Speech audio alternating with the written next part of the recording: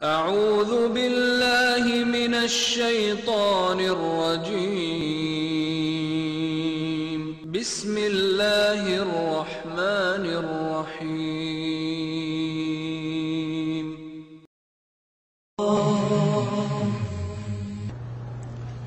السلام عليكم ورحمة الله وبركاته. الحمد لله والصلاة والسلام على رسول الله وعلى آله وأصحابه ومن والاه أما بعد. أعوذ بالله من الشيطان الرجيم بسم الله الرحمن الرحيم لتجدن أشد الناس عداوة للذين آمنوا اليهود والذين أشركوا وقال سبحانه ولن ترضى عنك اليهود ولا النصارى حتى تتبع ملتهم. আজকে আমাদের যে বিষয় আলোচনা করব বলে আপনাদের সঙ্গে ওয়াদা করেছিলাম সেটা হলো কারবালা। গত সপ্তাহে আমরা সংক্ষিপ্তভাবে হলেও আশুরা নিয়ে আলোচনা করেছিলাম। আশুরার ইতিহাস বলেছিলাম এর সম্পর্ক হচ্ছে মূসা আলাইহিস সালাম এবং বনী ইসরাইলের লোহিত সাগর পার হয়ে নাজাত এবং সেই সাগরে ফিরাউন এবং তার সৈন্যদের ধ্বংসের সঙ্গে এই ঘটনা আশুরার সম্পর্ক ছিল।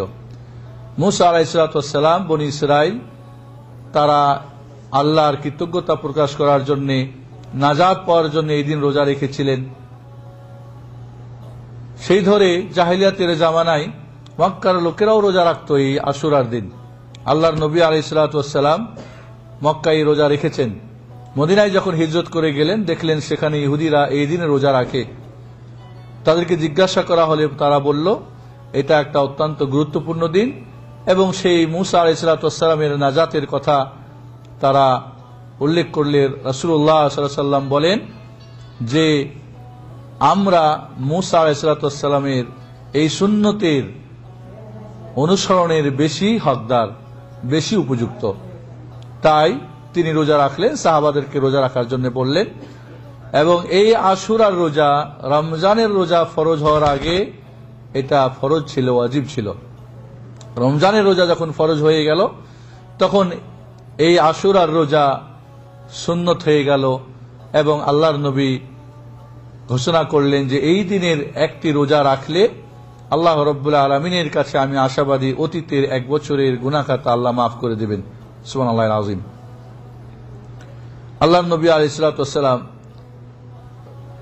আশুরার রোজাকে যেভাবে খোঁজ খবর নিতেন, তালাশ করতেন, রমজানের পরে অন্য কোন রোজার ব্যাপারে এতটা গুরুত্ব দিতেন না। এবং তিনি বলেছেন যে আফজালুস সিয়ামি বাদা রমাদান সিয়ামু শাহরিল্লাহিল মুহাররম। রমজানের পরে সর্বোত্তম রোজা হচ্ছে কি মুহররমের, আল্লাহর মাস মুহররমের রোজা। এই জন্যে এই দিনে আল্লাহর নবী আলাইহিস সালাম মদিনার অলিগলিতে লোক পাঠিয়ে দিয়েছিলেন, যারা আজকে কিছু খেয়ে ফেলেছ আর বাকি দিন খাবে না, যারা রোজা রেখেছ রোজা পূর্ণ করবে। এমনকি ছোট ছোট বাচ্চাদেরকেও তারা এই রোজাটা রাখাতেন। এবং এই দিনের রোজা তাহলে আমরা বুঝতে পারলাম যে আশুরার গুরুত্ব, তাৎপর্য, মহত্ব এবং এই দিনের রোজা। এবং সাহাবায়ে কেরাম যখন বললেন যে ইহুদিরাও একটা রোজা রাখে, আমরাও একটা রাখি, তাদের সঙ্গে সাদৃশ্য হয়ে যায়, মিল হয়ে যায়, অমিল করার জন্য, বিপরীত করার জন্য আল্লাহর নবী বললেন যদি আমি আগামী বছর বেঁচে থাকি তাহলে আমি 9 এবং 10 রোজা রাখব। আল্লাহর নবী সেই বছর দুনিয়া থেকে বিদায় নেন। পরবর্তী সাহাবায়ে কেরাম রাদিয়াল্লাহু তাআলা আনহুম 9 এবং 10 রাখতেন। 9 আর 10 এটা হলো সর্বোত্তম আশুরার রোজা। এরপরে কেউ যদি শুধুমাত্র 10 রাখে তবুও হয়ে যাবে। আশুরাকে কেন্দ্র করে 3টি গ্রুপের কথা আমরা বলেছিলাম। একটা আহলুস সুন্নাহ ওয়াল জামাতের গ্রুপ, দল, যারা এই দিনের মহত্ব, গুরুত্ব, তাৎপর্য কোরআন সুন্নাহর আলোকে তারা জেনে বুঝে নিজেরা রোজা রাখে, অন্যদেরকে এই দিনের রোজা রাখার জন্য আহ্বান করে। এবং এই মুহররমে আশুরাকে কেন্দ্র করে রোজা ছাড়া, সিয়াম ছাড়া অন্য কোনো আর ইবাদত নেই। দান খায়রাত, খানা পিনা ইত্যাদি ইত্যাদি আলোচনা, কোরআন খানি, অমুক খানি, তমুক খানি, অন্য কোন যত কিছু আছে সিয়াম ছাড়া সবই কি বিদআত, সবই বিদাত। দ্বিতীয় গ্রুপ শিয়া রাফিজিরা, যারা এই দিনটাকে শোকের দিন এবং কি বলে দুঃখের দিন, মাতম করার দিন, হায়সানের দিন, শিরক কুফুরের দিন এবং বেদাত কুসংস্কারের দিন বানিয়ে নিয়েছে। এবং রাসূল সাল্লাল্লাহু আলাইহি সাল্লামের মৃত্যুর 50 বছরের মর্মান্তিক শাহাদাত হোসেন রাদিয়াল্লাহু তাআলার ঘটনার সঙ্গে এই সমস্ত কোরআন হাদিসকে মিশিয়ে দিয়ে সব এগুলিকে নাকচ করে দিয়েছে, বলে রোজা টোজা নাই এবং জাল হাদিস বানিয়েছে। অন্যদিকে এর বিপরীত করতে গিয়ে এবং এরা আহলে বাইতের মিথ্যা ধ্বজাধারী এবং বাহ্যিকভাবে মহব্বত দেখিয়ে ভিতরে ভিতরে এদেরকে জবাই করেছে, সেদিনও করেছে, কাল করেছে, আজও তারা এই জবাইয়ের পথ ধরেই আছে। ইসলাম ও মুসলমানকে ধ্বংস করার জন্য শিয়া রাফিজিদের কালো ইতিহাস যারা পড়েছে জেনেছে তাদের কাছে অজানা নেই, কিন্তু যারা মূর্খ অথবা যারা ওদের মিথ্যার সাগরে ডুবে গিয়েছে, বিষাদ সিন্ধুর মতো মিথ্যার সাগরের যারা পাঠক পাঠিকা হয়েছে, এই আকীদায় বিশ্বাসী হয়েছে, তারা তো কুফুর, শিরিক, বিদআত এবং অপসংস্কারের মধ্যে লিপ্ত হয়েছে। তৃতীয় দল আহলে বাইতের বিপরীত নাসিবি খারেজিরা, এরা এদের ঘৃণা করতে গিয়ে এই দিনে খানা পিনা এবং যত আনন্দ ফুর্তি, গোসল, ভালো কাপড় চোপড় এবং সুরমা লাগানোর জাল হাদিস বানিয়েছে। দুইটি বাতিল, সত্য হলো যা কোরআন ও সুন্নাহর আলোকে আমরা বলেছি। ইনশাআল্লাহ আমরা সবাই যথাসাধ্য চেষ্টা করব নিজে এবং অন্যকে, পরিবারকে আগামী আসছে শুক্রবার 9 তারিখ এবং শনিবার 10 তারিখ রোজা রাখবো এবং রাখাবো ইনশাআল্লাহ। আজকে কারবালার ইতিহাস, আমরা আশুরা মানে কারবালা বুঝি, কারবালাটা কি আমাদের বোঝা দরকার। কারবালা এই ইতিহাস রাসূলুল্লাহ সাল্লাল্লাহু আলাইহি ওয়াসাল্লাম মৃত্যুর কত বছর পরে বলছে? 50 বছর পরে। তাহলে এই 50 বছরের ইতিহাস না জেনে লাভ দিয়ে গিয়ে কিছু কারবালার মধ্যে পড়ে, তাহলে কি ইতিহাস বুঝবে? কখনোই না। এই জন্য আপনাদেরকে একটু সামনে নিয়ে যাই, আমার সঙ্গে একটু বিবেক দিয়ে বুদ্ধি দিয়ে বুঝবার চেষ্টা করুন। সারা পৃথিবীতে যখন অন্ধকার আচ্ছন্ন, জাহেলিয়াতের অন্ধকার, কুফুরের অন্ধকার, শিরকের অন্ধকার, বিদআতের অন্ধকার, কুসংস্কারের অন্ধকার, জুলুম অন্যায়ের অন্ধকার, জেনা ব্যভিচার অন্ধকার, মদ পান, মোট কথা সর্বদিক থেকে যখন সারা পৃথিবী এক ঘন অন্ধকারে ডুবে হাবুডুবু খাচ্ছিল, এদেরকে আলোর পথ দেখাবের জন্য মহান রব্বুল আলামিন নির্বাচন করলেন কাকে? সর্বশ্রেষ্ঠ আদম সন্তান, সৈয়দুল আম্বিয়া আল মুরসালিন, খাতামুন নবীন, সৈয়দ ওয়ালাদ বানি আদম মুহাম্মদুর রাসূলুল্লাহ সাল্লাল্লাহু আলাইহি ওয়াসাল্লামকে পাঠালেন তার কাছে ঐশী বাণী কোরআনের আলো। এবং এই অন্ধকারে আচ্ছন্ন মানুষগুলিকে কুফুর থেকে টেনে ইমানের পথে, শিরক থেকে টেনে তাওহীদের পথে, বেদাত থেকে টেনে সুন্নাতের পথে, অন্যায় অবিচারের পথ ছেড়ে দিয়ে সুবিচার সুন্দর পথে এই পথহারা দিশাহারা মানুষগুলিকে পথ দেখানোর জন্য, দিশা দেখানোর জন্য, এদেরকে আলোর পথে নেওয়ার জন্য আল্লাহু ওয়ালিউল্লাযীনা আমানু ইখরিজুহুম মিনাজ-যুলুমাতি ইলান-নূর। আল্লাহ মুমিনদের ওয়ালি, বন্ধু, পরম বন্ধু, তিনি অন্ধকার থেকে টেনে এদেরকে আলোর পথে নিয়ে আসেন। শিরকের অন্ধকার, কুফরের অন্ধকার, পাপাচারের অন্ধকার, অন্যায় বিচারের অন্ধকার ইত্যাদি ইত্যাদি, অজ্ঞতার অন্ধকার, কুশিক্ষা অশিক্ষার অন্ধকার, তাওহীদের দিকে, ইমানের দিকে, আলোর দিকে। তাই আলো দিয়ে পাঠালেন কাকে? কাকে? রাহমাতুল্লাহ আলামিন, এই পৃথিবীর শান্তির দূত মুহাম্মদুর রাসূলুল্লাহ সাল্লাল্লাহু আলাইহি ওয়াসাল্লাম। তিনি তার অক্লান্ত পরিশ্রম দেওয়া শুরু করলেন, মক্কার মানুষকে আহ্বান করলেন, কুলু লা ইলাহা ইল্লাল্লাহ তুফলিহু, তোমরা বলো আল্লাহ ছাড়া আর কোনো মাবুদ নেই, তাহলেই তোমরা কল্যাণকামী হবে। সব ধরনের অন্ধকার দূর হবে, আলো তোমাদের কাছে বিকশিত হবে, উদ্ভাসিত হবে, আলোর পথ তোমরা পেয়ে যাবে, জাহেলিয়াতের অন্ধকার দূর হবে। কিন্তু ওই অন্ধকার যারা ডুবেছিল, খুব অল্প সংখ্যক মানুষ অন্ধকার থেকে আসার চেষ্টা করলো। 13টি বছরে অল্প কিছু মানুষ এই নূরের আলোর পথ পেয়ে গেল। আর বেশিরভাগ মানুষ, বড় বড় সর্দার যারা, নেতাজি যারা, আবু জাহাল, আবু লাহাব, উতবা, শাইবা, এরা বলল না, এই মোহাম্মদের আলো যদি জ্বলে যায়, আমাদের অন্ধকার গলিতে আমরা যা উল্টো পাল্টো করি সব বন্ধ হয়ে যাবে, আমাদের নেতৃত্ব কর্তৃত্ব সব খর্ব হয়ে যাবে। তাই মোহাম্মদকে বাধা দিতে হবে। বিভিন্ন ধরনের শারীরিক, মানসিক, অর্থনৈতিক, সামাজিক, রাজনৈতিক সর্বাত্মকভাবে মুহাম্মদকে হত্যার জন্য ষড়যন্ত্র বিভিন্নভাবে তার উপরে ভুঁড়ি চাপিয়ে দিয়ে তাকে ইত্যাদি করে কাটা বিছিয়ে বাড়ির মধ্যে খানা পানের মধ্যে ধুলোবালি দিয়ে তাকে পাগল বলে, তাকে জাদুঘর বলে, তাকে কবি বলে তিরস্কার, বিভিন্ন ধরনের চাপ তার উপর সৃষ্টি করলো। কিন্তু তিনি মুহাম্মদুর রাসূলুল্লাহ সাল্লাল্লাহু আলাইহি ওয়াসাল্লাম পথহারা, পথ ভুলা মানুষের বন্ধু, রাহমাতুল্লাহ আলামিন, তিনি কি করলেন? তার পথে শক্ত হাতে তিনি দায়িত্ব পালন করতে শুরু করলেন। এক পর্যায়ে মক্কার দারুন নাদওয়া, মক্কার পার্লামেন্টে বিল পাস হয়ে গেল। এই পৃথিবীর সবচাইতে শান্তিকামী রাষ্ট্র, এই পৃথিবীর শান্তির দূত রাহমাতুল আলামিনকে দুনিয়া থেকে কি করতে হবে? বিদায় করে দিতে হবে। এর আগে তারা অনেক কিছুই করেছে, তায়েফে মেরেছে, রাসূলকে বিভিন্ন ধরনের নির্যাতন করেছে, কিন্তু এবার লাস্ট ওদের সিদ্ধান্ত মুহাম্মদকে দুনিয়া থেকে কি করতে হবে? বিদায় করে দিতে হবে। দারুন নাদওয়া, মক্কার পার্লামেন্টে বিল পাস হয়ে গেল। 100 জন যুবককে নির্বাচন করে একসঙ্গে মেরে মুহাম্মদকে শেষ করে দিতে হবে। নাউজুবিল্লাহ। আল্লাহর হাবিব মুহাম্মদুর রাসূলুল্লাহ সাল্লাল্লাহু আলাইহি ওয়াসাল্লামকে তার প্রিয় বন্ধু মহান রব্বুল আলামিন জানিয়ে দিলেন হিজরতের কথা। তাই তিনি গারে সাউরে গিয়ে 3 দিন আত্মগোপন করে আবু বকরকে সাথে নিয়ে তিনি মদিনায় পৌঁছলেন।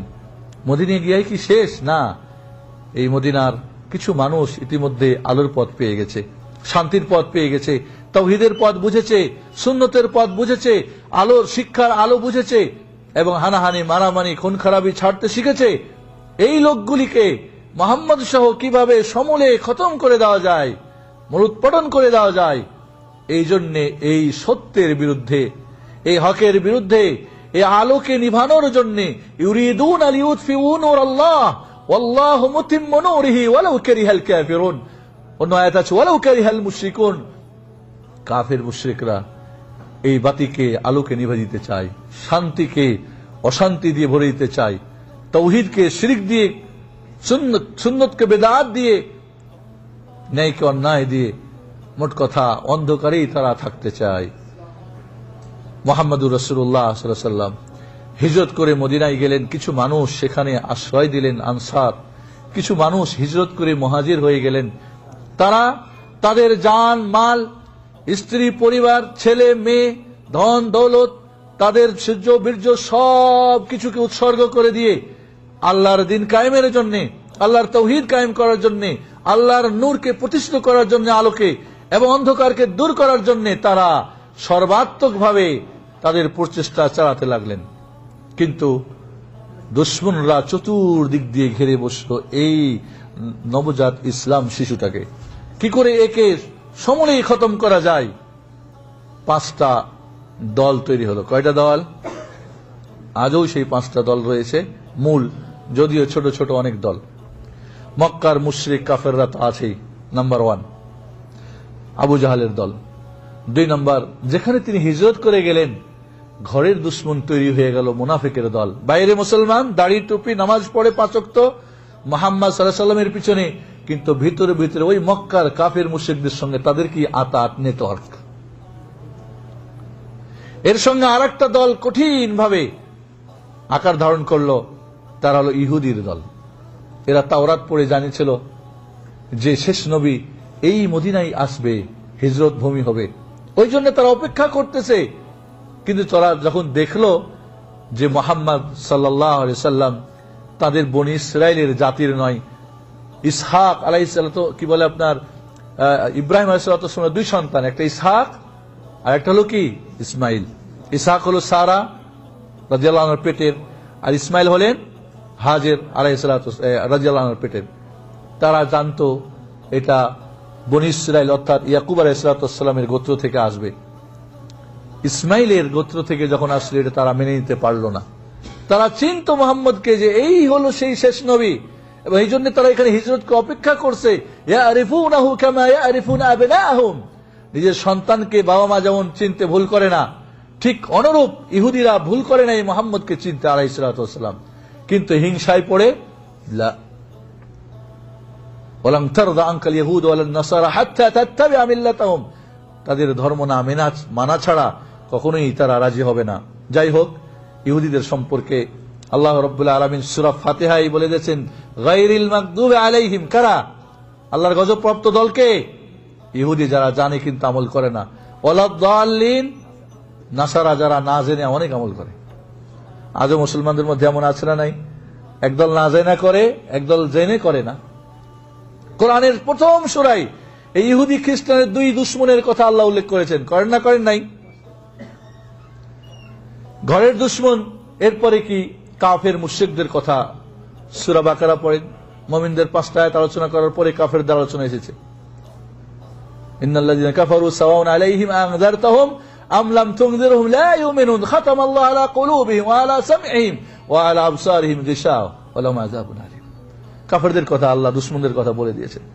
এরপরে মুনাফিকদের 13টি আয়াতে ওমিনান নাস মান ইয়াকুলু আমান্না বিল্লাহ, এই মুনাফিকদের কথা আল্লাহ বলেছেন। তাহলে কয় প্রকার দুশমন হলো? সূরা বাকারায়, এই সূরা ফাতিহায় ইহুদি খ্রিস্টান, সূরা বাকারায় মুনাফিক এবং কাফের মুশরিক, এভাবে ইহুদি খ্রিস্টানদের কথা অন্য অন্য জায়গায় আল্লাহ বলছেন। সূরা মায়েদার 82 নম্বর আয়াতে বলছেন লাতাজিদান্না আশাদ্দান নাস আদাওয়াতান লিল্লাযীনা আমানুল ইয়াহুদ ওয়াল্লাযীনা আশরাকু, মুমিনদের সবচেয়ে বড় দুশমন কাদেরকে পাবে? ইহুদিদেরকে এবং মুশরিকদেরকে। একজন পশ্চিমা ইসলাম গ্রহণ করার পরে যখন খুব হইচই, একটা কথা বলেছিলেন যে তোমরা বলছো কোরআন মিথ্যা, এটা ওটা ঠিক আছে, কোরআনে বলা হয়েছে মুসলমানদের সবচেয়ে বড় দুশ্মনী করবে ইহুদিরা, তোমরা ইহুদিরা বন্ধ হয়ে যাও, তাহলে বুঝবো না কোরআন মিথ্যা, দেখাই দাও আমাদেরকে। ইয়া আইয়ুহাল্লাযীনা আমানু লা তাত্তাখিযুল ইয়াহুদা ওয়ান নাসারা আউলিয়া বা'দুহুম আউলিয়াউ বা'দ, হে মুমিনরা খবরদার, ইহুদি খ্রিস্টানকে বন্ধু বানায় নিবে না, তারা কিন্তু একে অপরের কি বন্ধু। আল্লাহর নবী বলেন আল কুফফারু মিল্লাতুন ওয়াহিদা, ইহুদি হোক, খ্রিস্টান হোক, মুনাফিক হোক, আর কি বলে মুশরিক কাফের হোক। আর সেই যুগে তাহলে মক্কার হলো কাফের মুশরিকরা, মদিনায় ইহুদি এবং কারা? মুনাফিকরা। অগ্নি পূজক একটা দল পার্সিয়ান, যারা ইরানি পারস্য সম্রাট, খ্রিস্টান হলো রোম সম্রাট, বিশাল শক্তিধারী ওরা, একটা রোম একটা পারস্য, সেই যুগের বৃহৎ সবচেয়ে বড় শক্তি। মক্কায় আবু জাহালের শক্তি, মদিনায় আব্দুল্লাহ বিন উবাই বিন সালুল মুনাফিকের। আর ইহুদিরা কয়টা দুশ্মন হলো? নাম, ইহুদি, খ্রিস্টান, মুশরিক, মুনাফিক, আর কি অগ্নি পূজক পার্সিয়ানরা। চতুর্দিক থেকে এই ইসলামকে ধ্বংস করার জন্য তারা মারাত্মকভাবে মরিয়া হয়ে লাগলো। কিন্তু মুহাম্মদুর রাসূলুল্লাহ সাল্লাল্লাহু আলাইহি ওয়াসাল্লাম এমন কিছু কর্মী পেয়ে গেলেন, মুহাম্মদুর রাসূলুল্লাহ ওয়াল্লাযীনা মাআহু আশিদ্দাউ আলাল কুফফারি রুহামাউ বাইনাহুম, এমন কিছু লোক পেয়ে গেলেন তাওহীদ যারা বুঝে নিল, তাওহীদের আলো যারা ঈমানের আলো পেয়ে গেল, এরা কাফেরদের প্রতি কঠিন এবং মুমিন একে অপরে অত্যন্ত বন্ধু। এরা বিভিন্ন দল মত গোত্র সব ভেঙে দিয়ে এরা তাওহীদের প্ল্যাটফর্মে এক হয়ে গেল। واعتصموا بحبل الله جميعا ولا تفرقوا واذكروا نعمة الله إذ كنتم أعداء فألف بين قلوبكم فأصبحتم بنعمته إخوانا। তাওহীদের প্ল্যাটফর্মে সবাই ভাই ভাই হয়ে গেল।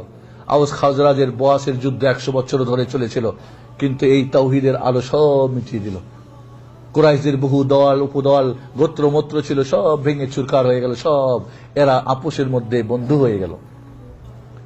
তবে এই চতুর্দিকের দুশ্মনরা বসে থাকলো না।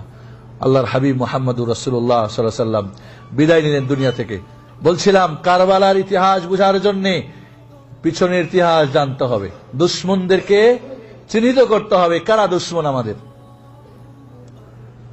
আল্লাহর হাবিব আলাইহিস সালাতু ওয়াস সালাম 11 হিজরিতে বিদায় নিলেন, রবিউল আউয়াল মাসের 12 তারিখ, আমরা সবাই জানি। খলিফা নির্বাচন হলেন কে? নির্বাচন হলেন আবু বকর রাদিয়াল্লাহু তাআলা আনহু। আবু বকর রাদিয়াল্লাহু তাআলা আনহু 11 হিজরি থেকে 13 হিজরি পর্যন্ত প্রায় 2.5 বছর খুব শক্ত হাতে খেলাফত পরিচালনা করলেন। রাসূলের মৃত্যুর সাথে সাথে এই সমস্ত দুশ্মনরা একটু মাথা চাড়া দিয়ে উঠেছিল, কিন্তু আবু বকর এমন শক্ত মানুষ, শক্ত হাতে দমন করলেন। ওসামার যুদ্ধ দল পাঠিয়ে দিলেন। ওমর বললেন আবু বকর যারা যাকাত দিতে বিরত থাকবে, রাসূলের যুগে যারা আলাইহিস সালাতু ওয়াস সালাম ছাগলের একটা বাচ্চা দিত, উট বাঁধার একটা দড়ি দিত, এখন যদি না দেয় আমি ওদেরকে সঙ্গে যুদ্ধ করব। ওমর বললেন আবু বকর এরা যে নামাজ পড়ে কিভাবে এদের সঙ্গে যুদ্ধ করবেন, এদের কিভাবে হত্যা করবেন? বলল ওমর আজব্বারুন ফিল জাহিলিয়া ওয়া খাওয়ারুন ফিল ইসলাম, আরে জাহিলিয়াতে তুমি ছিলে কঠিন, আর এখন ইসলামে তুমি হয়ে গেছো বুজদিল, তুমি তোমার অন্তরে কোনো হিম্মত নেই, মনের মধ্যে কোনো শক্তি নেই, তুমি দুর্বল। যারা নামাজ এবং যাকাতের মধ্যে পার্থক্য করে তারা কি মুসলিম? আবু বকর রাদিয়াল্লাহু তাআলা আনহু কঠিন হস্তে এবং ঐতিহাসিক গুণ বলেছেন যে উমরের চাইতেও কঠিন ছিলেন দিনের ব্যাপারে কে? আবু বকর রাদিয়াল্লাহু তাআলা। কঠিন হস্তে এই যে মাথা চাড়া দিচ্ছিল এই সমস্ত দুশমনরা থেমে গেল। আরবের বিভিন্ন জায়গায় মুশরিকরা, এদিকে কিন্তু আল্লাহর নবী আলাইহিস সালাতু ওয়াস সালাম তার জীবদ্দশায় ইহুদিদেরকে মদিনা ছাড়িয়ে কোথায় পাঠিয়ে দিয়েছিল? খাইবারে। ওমর ফারুক রাদিয়াল্লাহু তাআলা আনহুর যুগে, যাই হোক পরে আসি আমরা, আবু বকর রাদিয়াল্লাহু তাআলা আনহু 2.5 বছর পর দুনিয়া থেকে বিদায় নিলেন। খেলাফতে আসলেন কে? 13 হিজরি থেকে 23 হিজরি পর্যন্ত খেলাফতে আসলেন ওমর ফারুক রাদিয়াল্লাহু তাআলা আনহু। ওমর ফারুকের সম্পর্কে আপনারা জানেন, ইবলিস শয়তান যদি দেখতো এই গলি দিয়ে ওমর চলছে তো অন্য গলি দিয়ে চলতো। জিন শয়তান, মানুষ শয়তান তাকে দেখে ভয় পেত, নাম শুনলেই অন্তরে কম্পন শুরু হতো। এবং ওমর রাদিয়াল্লাহু তাআলা আনহু কঠিন মানুষ ছিলেন। তার এই কঠোর হস্তে, তার ভয়ে এবং তার সৈনিকদের ভয়ে, মুজাহিদদের ভয়ে সমস্ত এই 5 প্রকার দুশমনরা মাথা নিচু করে ভিতরে ভিতরে তাদের নেটওয়ার্ক এবং তাদের কল্পনা জল্পনা চালাতে থাকলো সুযোগের সদ্ব্যবহার করার জন্য। ওমর ফারুক রাদিয়াল্লাহু তাআলা আনহু দুনিয়া থেকে বিদায় হলেন। এবং ওমর ফারুককে মারল কে? মুগিরা বিন শুবা রাদিয়াল্লাহু তাআলা আনহুর একটা গোলাম ছিল, অগ্নিপূজক।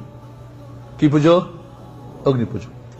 ভালো তীর ধনুক বানাতে পারত। তখনকার তো বিমান বাহিনী ছিল কি তীর আর ধনুক, দূর থেকে হত্যা করা, তীর মারার জন্য। তো বারবার ওমর ফারুকের কাছে তিনি চিঠি লিখলেন যে ভালো বানাতে পারে তাকে মদিনায় নিয়ে যাওয়া হোক, এবং মদিনাতে তার জন্য কি করা হোক, একটা ভালো তীর ধনুক সাপ্লাই দিবে আমাদের জন্য। ওমর ফারুক রাদিয়াল্লাহু তাআলা ইতিমধ্যে কিন্তু ইহুদির দলকে, ওরা দূর থেকে ষড়যন্ত্র, আমি ইতিহাস লম্বায় যাচ্ছি না, রাসূলের যুগে ইহুদিরা, মুনাফিকরা, কাফেররা বদর, ওহুদ যুদ্ধ, হুনাইন কিভাবে করেছে এগুলি আমি যাচ্ছি না, কিন্তু তাদের দুশমনী সবার জানা, যার ইতিহাস জানি। ওমর ফারুক ইহুদিদেরকে আরব উপদ্বীপ থেকে ভাগাই দিলেন। আরব উপদ্বীপের মধ্যে জাজিরাতুল আরবে এদের কোনো স্থান নেই। এরা বাইরে চলে গিয়ে সুযোগ পেল আরো ভিতরে ভিতরে ষড়যন্ত্র করার। যাই হোক, ওমর ফারুক রাদিয়াল্লাহু তাআলা আনহুকে মুগিরা বিন শুবার ওই গোলাম দাস কি করলো? বিষ-মাখা বল্লম দিয়ে তাকে আহত করলো ফজরের নামাজের সময়।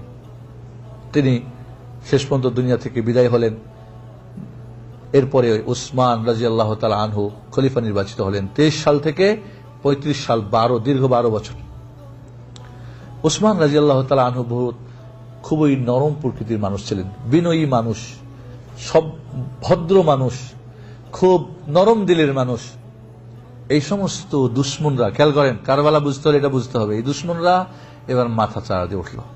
ওমর খুব শক্ত ছিলেন, শক্তর পরে যদি নরম আসে, কোন কোম্পানিতে যদি মুদির খুব শক্ত হয়, কি বলেন, এরপরে যদি নরম মানুষ আসে একজন, যা বলে আচ্ছা ঠিক আছে ঠিক আছে, তাহলে কোম্পানির অবস্থা কি হবে বলেন তো? হ্যাঁ, লোকজন ফাঁকি ফুকি দেওয়ার চেষ্টা করবে না? করবে না। উসমান রাদিয়াল্লাহু তাআলা আনহু নরম প্রকৃতির মানুষ। আল্লাহর নবী এক ঘটনার পরিপ্রেক্ষিতে বলছিলেন যে উসমান এত লাজুক যাকে ফেরেশতারা লজ্জা পায়। আল্লাহু আকবার। এবং উসমান রাদিয়াল্লাহু তাআলা আনহু সম্পর্কে রাসূলের ভবিষ্যৎ, রাসূল সম্পর্কে বলেছিলেন যে আমার 2 মেয়ে তাকে দিয়েছিলাম, যদি আমার আরেকটা মেয়ে থাকতো তো আমি তাকে দিয়ে তার সঙ্গে বিয়ে দিতাম। আল্লাহু আকবার। এবং জান্নাতের সুসংবাদ প্রাপ্ত সাহাবী, আল্লাহ রাসূল তার জান্নাতের সুসংবাদ দিয়েছিলেন, উসমান ফিল জান্নাহ, এবং বলেছিলেন উসমান বিপদগ্রস্ত হবে, এবং ওসমান শহীদ হয়ে মারা যাবে। এই কথাগুলি উসমান রাদিয়াল্লাহু ভালো করে জানতেন এবং উমার সম্পর্কে বলেছিলেন যে উমারের সময় দিন পরিপূর্ণতা লাভ করবে এবং উমার হলো ফিতনার দরজা, অর্থাৎ উমার যখন দুনিয়া থেকে বিদায় নেবে সমস্ত ফিতনার দরজা কি হয়ে যাবে? খুলে যাবে। উমারের বিদায়ে এই সমস্ত জিন শয়তান তো আছেই রগে রগে, এবার মানুষ শয়তানরা, কয়টা শয়তান? 5টা, ইহুদি, খ্রিস্টান, মুশরিক আর মুনাফিক আর অগ্নিপূজক, এরা মাথা চাড়া দিয়ে উঠল। উসমান রাদিয়াল্লাহু তাআলা আনহু যোগ্যতার সাথে, কারণ তখন উসমান রাদিয়াল্লাহু তাআলার যুগে অনেক বড় বড় সাহাবায়ে কেরাম ছিলেন, তাদেরকে নিয়ে তিনি বিজয়, ইসলামের বিজয়, আরো ইসলামের পতাকা, তাওহীদের পতাকা আরো পথ করে উঠতে লাগলো। এদের হিংসা আরো বেড়ে গেল, কিভাবে একে ধ্বংস করা যায়, কিভাবে একে নিপাত করা যায়। তাই উসমান রাদিয়াল্লাহু তাআলার যুগে তারা ভিতরে একটা নেটওয়ার্ক করলো এবং কিভাবে মুসলমানদের মধ্যে ফাটল সৃষ্টি করা যায়, মুসলমানদের মধ্যে কিভাবে বিভক্ত করা যায়, মুসলমানদের মধ্যে কিভাবে হিংসা বিদ্বেষ তৈরি করা যায়। আব্দুল্লাহ বিন সাবা, ইয়ামানের এক ইহুদি জারজ সন্তান। 1 নম্বরে কি? ইহুদি। 2 নম্বরে জারজ, বাপের পরিচয় নেই, এর পরিচয়ের নাম ছিল ইবনু সাউদা। সাউদা মানে ওর মার নাম সাউদা, বা কালো মহিলা ছিল হয়তো। সাউদা মানে, ইবনু সাউদা মানে কি? সাউদার ছেলে, কারণ তার বাপের পরিচয় ছিল না। বাপ যে কে? কারণ জারজ সন্তান। এই ডুপ্লিকেট মুসলমান সেজে গেল, মুনাফিক। কোন কোন বর্ণনায়, বেশিরভাগ বর্ণনায় পাওয়া যায় যে সে ইহুদি ছিল, আর কেউ কেউ বলেছে অগ্নিপূজক ছিল। যাই হোক, এই ইবনু সাউদা মুনাফিক মুসলমান সেজে নাম ধারণ করলো কি? আব্দুল্লাহ ইবনে সাবা। আব্দুল্লাহ ইবনে সাবা। সাবা হলো ইয়ামানের রাজধানী। ওর বাপ তো নাই, সাবারে বানাইলো বাপ, রাজধানী বানাইলো বাপ, আর নাম দিল আব্দুল্লাহ। কারণ আহাব্বুল আসমা ইলাল্লাহ আব্দুল্লাহ, আল্লাহর নিকটে সবচেয়ে প্রিয় নাম কি? আব্দুল্লাহ। নাম শুনলে মুসলমান ওরে অন্তর থেকে ভালোবাসে, কারণ আল্লাহ ভালোবাসে নামটা, ঠিক না? তাই নাম ধারণ করলো আব্দুল্লাহ, আর বাবা যেহেতু নাই সাবারে বানাইলো বাবা। বুঝে আসছে কথা? এবার আব্দুল্লাহ বিন সাবা ওসমান রাদিয়াল্লাহু তাআলার বিরুদ্ধে অপপ্রচার শুরু করলো, মানুষের কান ভাঙানি শুরু করলো। কি শুরু করলো? গ্রামে গ্রামে যাই, মিশরে প্রথম শুরু করলো, মিশর থেকে, বাসরা, কুফা, কারণ এখানে সবচেয়ে মুনাফিকের আখড়া বেশি, ঠিক আছে, অগ্নিপূজকদের আখড়া বেশি। এখানে সব ধরনের মানুষ গজা খিচুড়ি এক জায়গায় আছে। সে বলল গ্রামে গ্রামে যাই, কয় তোমাদের এই গ্রামে কোন একজন কি রাজ্য পরিচালনার দায়িত্ব পালন করে, বড় কোন অফিসার? কয় না তো। কয় কে করে? কয় মদিনার মানুষ। কয় এরা সব উসমানের মানুষ। তো গ্রামের কি হাল চাষা আর ছাগল চড়া আর ভূমি চাষ করার লোক কি রাজ্য চালাবে নাকি, অফিসার হবে নাকি? কিন্তু সাধারণ মানুষ তো ঠিকই তো। আরে আমাকে একটা লোক দেয়। কয় ওসমান কোরআন জ্বালিয়েছে। হ্যাঁ, এখন যদি আপনাদের কেউ গিয়ে বলে যে ইসলামিক সেন্টার দেখে আসলাম, সাইফুদ্দিন বিলাল কোরআন জ্বালাচ্ছে, সাধারণ মানুষের মনে কি হবে বলেন তো? কোন কোরআন জ্বালালো, কেন জ্বালালো, কি হলো, এত কিছু কি জিজ্ঞাসাবাদ করবে? উসমান রাদিয়াল্লাহু তাআলার যুগে অনারবরা যখন ইসলাম গ্রহণ করলো, এরা কোরআন 7 ভাবে পড়া যেত। আরবদের 7টা গোত্র ছিল, 7 ভাবে এই কোরআনকে পড়ার একটা সিস্টেম ছিল, লাহাজা বলে। যেরকম মালিক ইয়াউমিদ্দিন, মালিক ইয়াউমিদ্দিন, মাল্লাক ইয়াউমিদ্দিন, ইহদিনাস সিরাতাল মুস্তাকিম, ইহদিনাস সিরাতাল মুস্তাকিম, ইহদিনাদ দিরাতাল মুস্তাকিম। এভাবে তাদের উচ্চারণ এরকম ছিল। তো অনারবরা যখন ইসলামে দীক্ষিত হলো, এই পড়া নিয়ে, কোরআন পড়া নিয়ে একে অপরের মধ্যে লেগে যায় ভেজাল। উসমান রাদিয়াল্লাহু তাআলা আনহু মাজলিসে সূরা ডাকলেন, পার্লামেন্টে বসে ফয়সালা করলেন, আচ্ছা কোরআনকে যদি একভাবে পড়া যায় তাহলে কেমন হয়? কুরাইশদের, কারণ কুরাইশরা হলো মূল, তো বলেন ওকে, কুরাইশদের যে পড়ার পদ্ধতি রেখে বাকি পদ্ধতিগুলি বন্ধ করে দেওয়া হলো।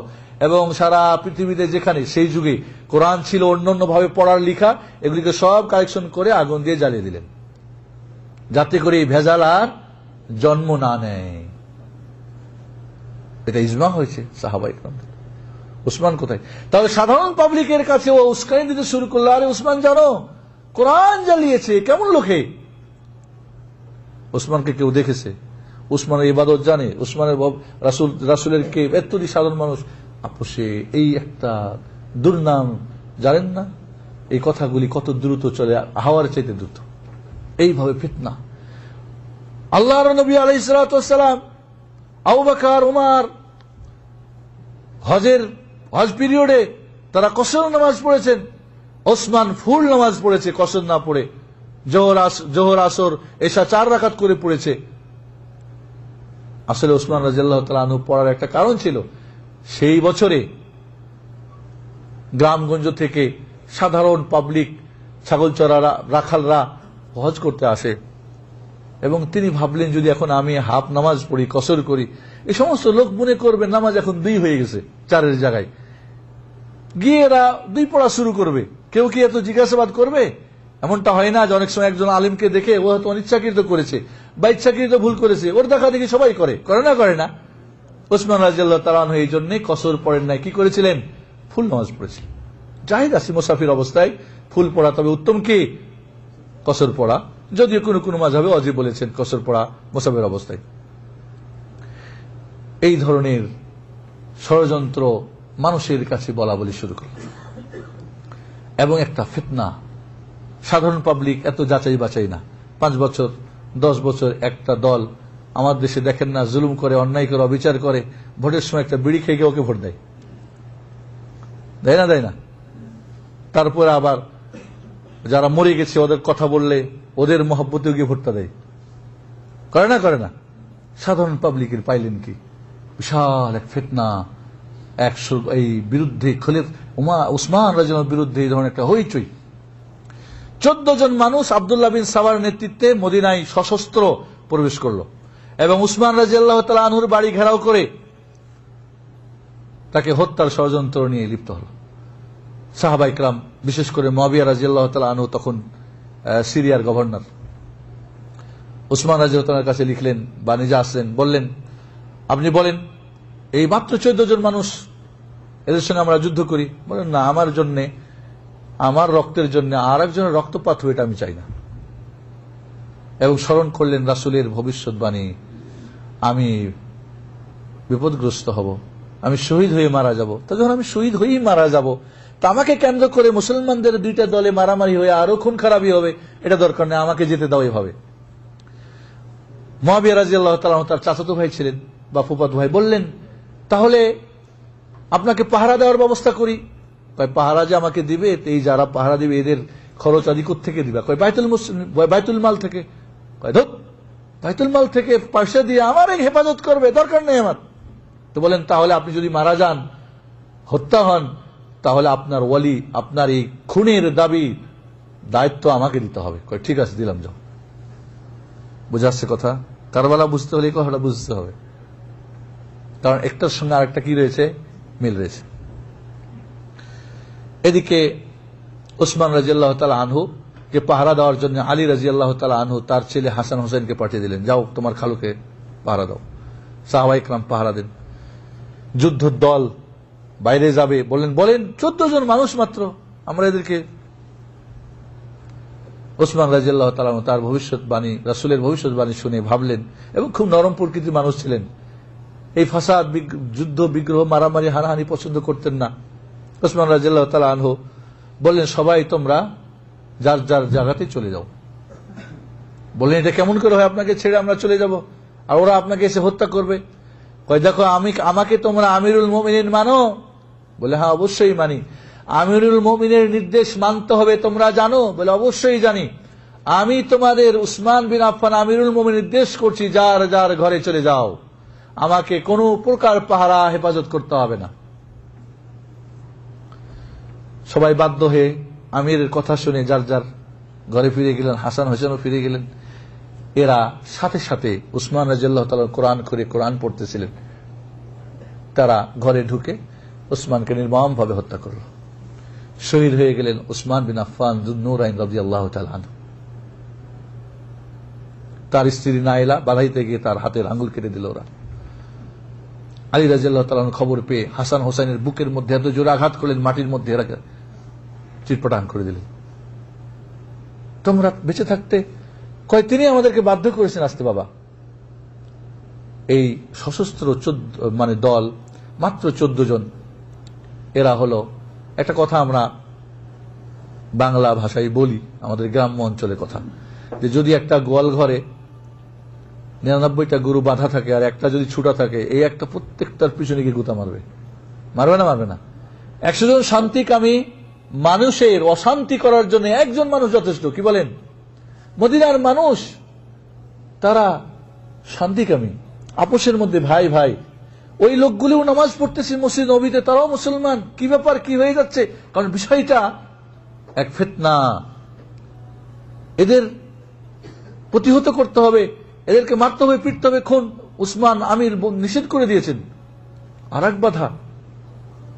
যাই হোক, মদিনার শান্তিকামী মানুষরা এক বিভীষিকাময় অবস্থায় পড়ে গেলেন। বড় বড় সাহাবা একরাম মদিনা ছেড়ে গ্রামে পালিয়ে গেলেন। এমনকি আলী রাদিয়াল্লাহু তাআলা তিনিও মদিনা ছেড়ে গ্রামে চলে গেলেন।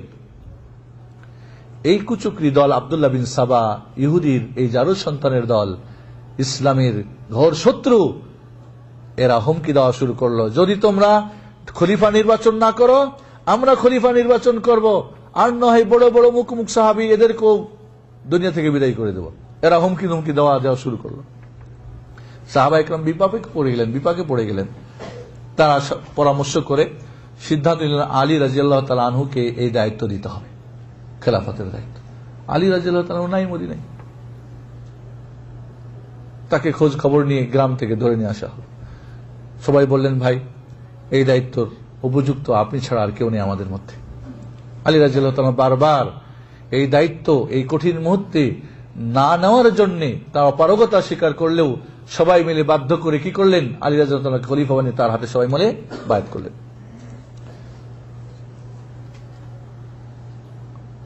সমস্যা হলো এই কুচক্রী দল, কারণ যেহেতু আন্ডারগ্রাউন্ড, এরা মুনাফিক, বাইরে মুসলমান, ভেতরে কাফের, এরা ইহুদি, এরা অগ্নিপূজক, এরা বিভিন্ন জায়গাতে মূল পদে গিয়ে বসে গেল। কারণ এরা যোগ্য, কারণ এটা পরিকল্পিত। এরা বিভিন্ন জায়গাতে সেট হয়ে গেল। আশেপাশে আলী রাদিয়াল্লাহু তাআলার ঘরে সামনে এসে বলে, আলী রাদিয়াল্লাহু তাআলা আনহুর খুব প্রশংসা করে, বাইরে গিয়ে দুই ধরনের কথা, যুল ওয়াজহাইন বলে, দুই মুখী। ভিতরে ভিতরে লোকজনকে বলতে লাগলো, এই গ্রুপটা উসমানকে কে হত্যা করছে জানো? বলে, কে? আলী। খেলাফতের মোহে আলীকে হত্যা করেছে, আলী এই উসমানকে। দেখো না, ওর লোকজন আশেপাশেই ঘুরে, এরাই কিন্তু দলটা, এরাই বাইরে থেকে বা সাউন্ড করে। আবার একদল বলতে লাগলো, না, আলীকে নিয়ে বাড়াবাড়ি, আলীর মধ্যে উলুহিয়াত রয়েছে, আল্লাহত্ব রয়েছে। আলী রাদিয়াল্লাহু তাআলা নিজেকে ধরে আগুন দিয়ে জ্বালালেন। এরা বলতে লাগলো, আবু বকর উমর উসমানের চাইতে মর্যাদাশীল কে? আলী। আলী রাদিয়াল্লাহু তাআলা এদেরকে ধরে ধরে বেত্রাঘাত এবং ছড়ি মারতে শুরু করলেন। হে, কি বলো তোমরা? আবু বকর আমার চাইতে উত্তম, উমর আমার চাইতে উত্তম, উসমান আমার চাইতে উত্তম। যারা আমাকে ওদের উপরে প্রাধান্য দিবে তাদের জন্য এই যে আমার ছড়ি। দুইমুখী কথা। সাধারণ লোকজন দেখে, কিরে, যারা ওসমানকে হত্যা করেছে লোকজন তো আলীর আশেপাশেই ঘুরে, তাহলে ঠিকই কি আলী এর সঙ্গে জড়িত আছে নাকি? কি বলেন? সাধারণ মানুষ তাই বুঝবে না। আলী রাদিয়াল্লাহু তাআলা পড়লেন বিপাকে। এই কঠিন অবস্থায় শুধু মদিনায় নাই, 14 জন, কারণ মিশরে, কুফা, সারা জায়গাতে ভিতরে ভিতরে এরা এই ষড়যন্ত্র চালাতে শুরু করেছে। বিভিন্ন জায়গা থেকে এই ধরনের সাউন্ড আসতেছে, কথাবার্তা আসতেছে। আলী রাদিয়াল্লাহু তাআলা আনহু বললেন যে উসমানের হত্যাকারীদের বিচার হবে দেশের পরিস্থিতি কন্ট্রোলে আসলে, এবং বললেন, আমি তার বিচারের, আমি তার ওয়ালি, আমি তার গার্জিয়ান, আমি তার অভিভাবক। মুআবিয়া রাদিয়াল্লাহু তাআলা কিন্তু মৃত্যুর আগে উসমান থেকে নিয়ে নিয়েছিলেন যে যদি আপনাকে হত্যা করাই হয় তা আপনার খুনের দাবিদার কে হব? আমি মুআবিয়া, কারণ তিনি তার চাচাতো ভাই। বলেন না, আমি তার খুনের বিচারের দাবিদার। আলী রাদিয়াল্লাহু তাআলা বললেন, তিনি তার দৃষ্টিভঙ্গি বললেন যে দেশের কঠিন পরিস্থিতি, এরা ভিতরে ভিতরে বিশাল এক ষড়যন্ত্র সৃষ্টি করেছে, অতএব এই মুহূর্তে বিচার করতে গেলে হয়তো আরো কঠিন আকার ধারণ করবে। অতএব এটা স্থগিত থাক, পরিস্থিতি কন্ট্রোলে আসুক, তাহলে এর বিচার করা হবে। মুয়াবিয়াকে বললেন তুমি আমার সঙ্গ দাও এই পরিস্থিতি কন্ট্রোলের জন্য। মুয়াবিয়া রাদিয়াল্লাহু আনহু বললেন কি এমন পরিস্থিতি, আরে মুনাফিকের দল ধরে এদেরকে কেসাস দিলেই শেষ। কারণ যারা মূল এই ফিতনা যারা করতেছে এরা আশেপাশে, এদেরকে ধরে জবাই করে দেন, কেসাস করে দেন, সমস্যার সমাধান হয়ে যাবে। এই দৃষ্টিভঙ্গি কার? মুয়াবিয়া বিন আবি সুফিয়ান রাদিয়াল্লাহু আনহু। দুই দিক থেকে দুইটা দৃষ্টিভঙ্গি রাজনৈতিক ভাবে কি ঠিক আছে না নাই? মুয়াবিয়াকে জিজ্ঞেস করা হলো আপনি কি আলীকে মানেন না খলিফা হিসেবে? অবশ্যই মানি। আপনি কি আলীর চাইতে নিজেকে উত্তম মনে করেন? বলে অবশ্যই না। তবে আমার একটা কথার তোমরা জবাব দাও, আমার ভাইকে যে নির্মম ভাবে হত্যা করা হয়েছে এবং ওই লোকগুলি তার আশেপাশেই ঘুরতেছে, বিচার করতে পারবে না বলে তাদেরকে কিছু বলতেছেন না, আমার ভাইয়ের রক্তের দাবি করার আমার অধিকার আছে না নাই? সবাই বলল অধিকার তো আছে। বিশেষ করে উসমান রাদিয়াল্লাহু তাআলা আনহুর রক্তমাখা জামা এবং তার স্ত্রী নাইলার হাতের আঙ্গুল কেটে দেওয়া কুফায় নিয়ে যাওয়া হলো। কাকে দেওয়া হলো? মুয়াবিয়া রাদিয়াল্লাহু তাআলা। মুয়াবিয়া রাদিয়াল্লাহু জুমার দিনে খুতবার সময় বলো, দেখো কি বলো তোমরা, এই মাজলুমের বিচার চাওয়ার অধিকার আমার আছে না নাই? সবাই বলল অবশ্যই। যে দেখবে সেই বলবেন কি বলেন, ঠিক না বেটি? তার ওই দিক থেকে একদিক থেকে যেমন ঠিক এটাও ঠিক। আলী রাদিয়াল্লাহু তাআলা কারণ সারা দেশের কথা ভাবতেছেন, মুসলিম রাজ্যের কথা। মুয়াবিয়া রাদিয়াল্লাহু আনহু বললেন আপনি ভয় করছেন কেন? আমার কাছে বিশাল শক্তি, আপনি আমার কাছে দিয়ে দেন, বলেন যে এই দায়িত্ব আমি কাকে দিলাম, বিচারের দায়িত্ব মুয়াবিয়াকে দিলাম, আপনার এই কথা বলার অধিকার আছে, আমারও নেওয়ার অধিকার আছে। এইখানে দুই ধরনের মত হয়ে গেল। আর এই দুই ধরনের মত হওয়াতে এই কুচক্রী দলের কি হয়ে গেল, সুযোগটা বেড়ে গেল। খেয়াল করেন, কিন্তু কারবালা বুঝতে হলে এই কথাটা বুঝতে হবে, কারবালায় কোথায় গিয়ে পৌঁছলো। আলী রাদিয়াল্লাহু তাআলা আনহু এই মতের উপরে থাকলেন, মুয়াবিয়া তার মতের উপরে থাকলেন। এইভাবে ফিতনা কঠিন। আলী রাদিয়াল্লাহু তাআলা চাচ্ছেন কন্ট্রোল করতে, কিন্তু সম্ভব হচ্ছে না। একদিক থেকে মুয়াবিয়া রাদিয়াল্লাহু তাআলার সিদ্ধান্ত যে এই ফিতনার যারা মূল হোতা এদেরকে শেষ করলেই ফিতনা শেষ, দমে যাবে। একথা আলী রাদিয়াল্লাহু তাআলা আনহু তার চিন্তা ভাবনায় তিনি নিতে পারছেন না, তার গবেষণায় আসতেছে না। মা আয়েশা, খেয়াল করেন, মা আয়েশা রাদিয়াল্লাহু তাআলা আনহা উমরা করার জন্য মক্কায় গেলেন এই কঠিন অবস্থা, এই ফিতনার সময়। মক্কায় যখন গেলেন, মক্কায় কিছু সাহাবী তাকে বুঝালেন যে আপনি উম্মুল মুমিনিন, মুমিন জাতির মা, রাসূলের স্ত্রী, আপনার সম্মান, মান, ইজ্জত, আপনার স্থান অনেক ঊর্ধ্বে। এই যে আজ মুসলিম রাজ্যে কঠিন অবস্থা ধারণ করে যাচ্ছে, আরো বাড়তে আছে, আপনি যদি এদেরকে একটু বলেন তাহলে হয়তো এগুলি এরা মেনে নেবে, সাধারণ পাবলিক। মা আয়েশা বলেন না, আমি যাব না। তাদের পীড়াপিড়িতে তিনি শেষ পর্যন্ত মক্কা থেকে বের হয়ে গেলেন মিশর, ওই বাসরা কুফার দিকে, যে লোকজনকে বুঝিয়ে যে এই তোমরা ফিতনা করো না, বিষয়গুলি তোমরা বোঝার চেষ্টা করো। পক্ষে বিপক্ষে আলীর, কি বলে মুয়াবিয়া, উসমান, সাধারণ মানুষ দেখেন না, মাশাআল্লাহ আমাদের দেশের লোকজন দেখেন না, এ টু জেড, রিক্সাওয়ালাকে, ভ্যান চালক কি আর গাড়ি চালাকি, সবগুলি রাজনীতির এমন কথা বলবে পাকা পাকা যে বুঝি এর চাইতে বড় রাজনীতি পৃথিবীতে আর কেউ নেই। এরকম মূর্খের মানুষগুলি, এরা না বুঝা মানুষগুলি কথা বললে কি হয়, ফিতনা আরো জন্ম নেই। এবং এটাই আমাদের দেশে একটু তাকালে বুঝবেন যে এগুলো কেমন হয়। আয়েশা রাদিয়াল্লাহু তাআলা যখন বের হয়ে গেলেন, এই মুনাফিকের দল, আব্দুল্লাহ বিন সাবায়ের দল, এরা প্রচার করলো কি যে মা আয়েশা বেরিয়েছে আলীর বিরুদ্ধে জনমত গড়ার জন্য। খেয়াল করেন, আর এই কথাগুলো তার মোবাইল ছিল না যে না হা এক জায়গায় বলে দিলে কে যাচাই বাছাই করতে, আর করেই বাকি। মা আয়েশা রাদিয়াল্লাহু তাআলা বাসরায় গিয়ে যখন পৌঁছলেন, দেখলেন যে পরিস্থিতি বড় কঠিন, লোকজনকে বলে কোনো সম্ভব না, দু চার জায়গায় যা বললেন না, কোনো মানে ব্যাপারটা বড় কঠিন, জটিল হয়ে গেছে, সহজ না।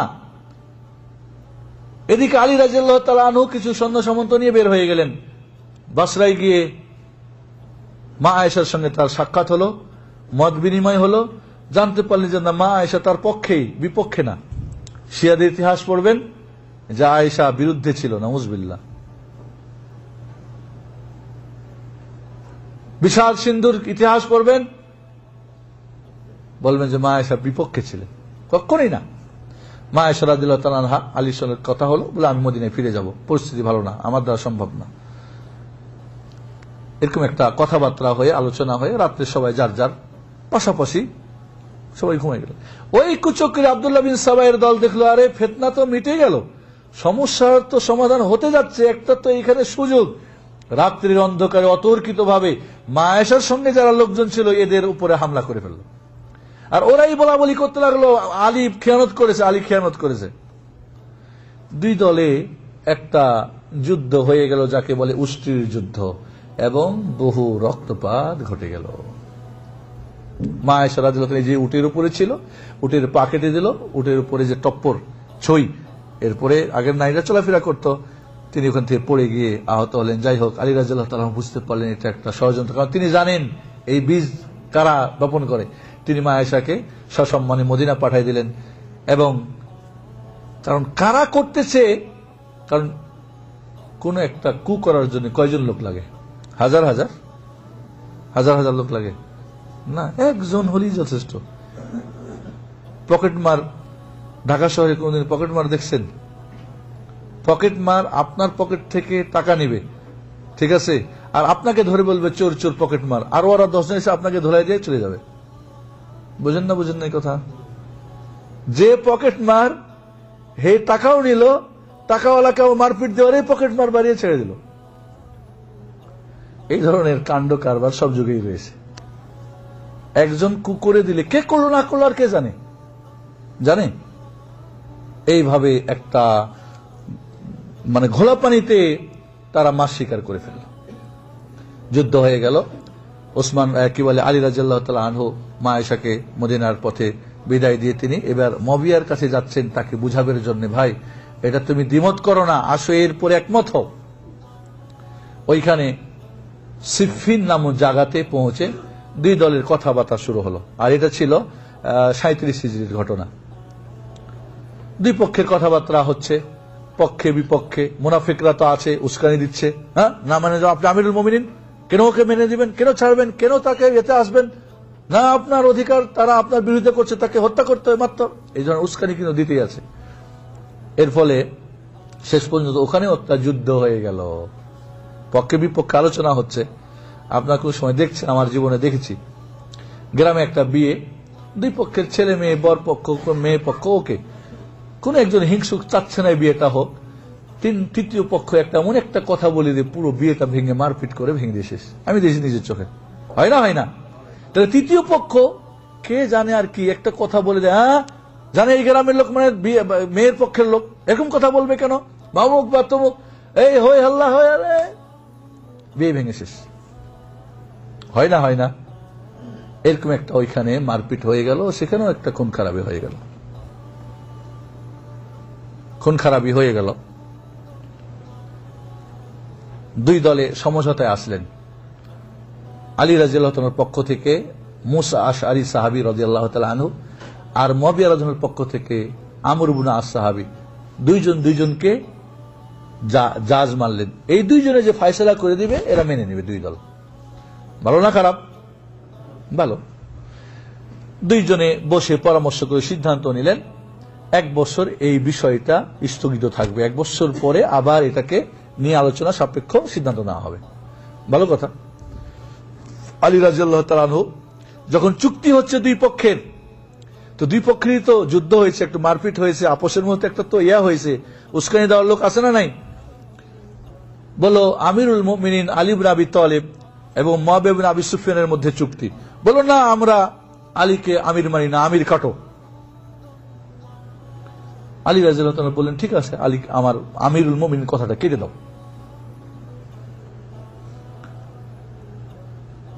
এইখানে আলী রাদিয়াল্লাহু তাআলা আনহুর পক্ষের লোকরা দুইটা দলে বিভক্ত হয়ে গেল। খেয়াল করেন কারবালা কোথায় গিয়ে লাগতেছে, খেয়াল করেন, এইটুক না বুঝলে কারবালা গিয়ে বোঝা কঠিন। আলী রাদিয়াল্লাহু পক্ষের যারা লোক ছিল কয় দল হলো? একটা খারিজি মানে বের হয়ে চলে গেল, এবং মুয়াবিয়া আলী যত ছিল সবকে কাফের ফতোয়া দিয়ে তারা হারুরা নামক একটা গ্রাম ছিল কুফায়, ওইখানে গিয়ে সারা রাত তাহাজ্জুদ পড়ে, কোরআন পড়ে আর সারাদিন রোজা রাখে। এদের ভবিষ্যৎবাণী মুহাম্মদুর রাসূলুল্লাহ সাল্লাল্লাহু আলাইহি সাল্লাম করে গেছেন, যারা দিন থেকে ওইভাবে বের হয়ে যাবে, তাদের নামাজের কাছে তোমাদের নামাজ, তাদের রোজার কাছে তোমাদের রোজা, তোমাদের ইবাদত তাদের ইবাদতের কাছে তুচ্ছ মনে করবে, কিন্তু তাদের ইসলাম কোরআন পড়বে কিন্তু কোরআন এই হুলকুমের ভিতরে যাবে না।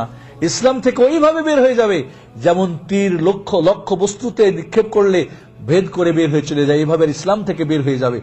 এদেরকে যেখানে পাও ওইখানে ধরে এদেরকে হত্যা করো, বা আমি বেঁচে থাকলে এদেরকে মারতাম। এরা প্রায় 24,000 লোক বের হয়ে চলে গেল। এরা হলো খারেজি। আলী রাদিয়াল্লাহু তাআলার পক্ষে যারা থেকে গেল, ওরা কেন এই ফতোয়া দিল সেটা পরে আসতেছি। এরাকে বলা হয় শিয়া। শিয়া মানে নিজের সামর্থ্যের এবং নিজের গ্রুপের লোক।